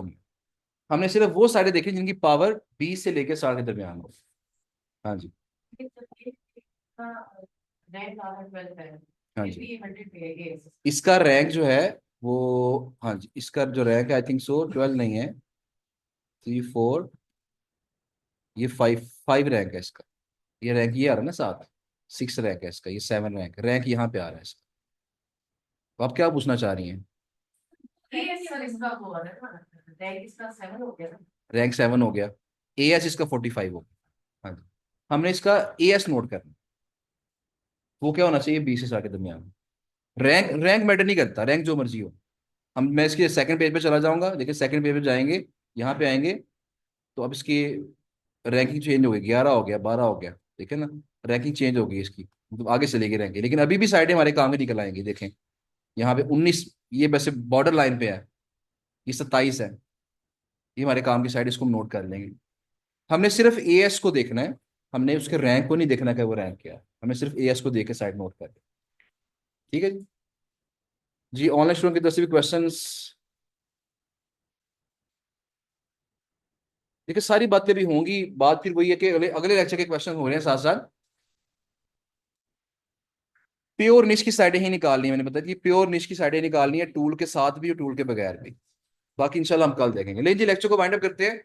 और कुछ क्वेश्चन अभी आपने किए हैं वो कल के लेक्चर से मुतल्लिका है, तो इंशाल्लाह उसका आंसर भी कल ही करेंगे।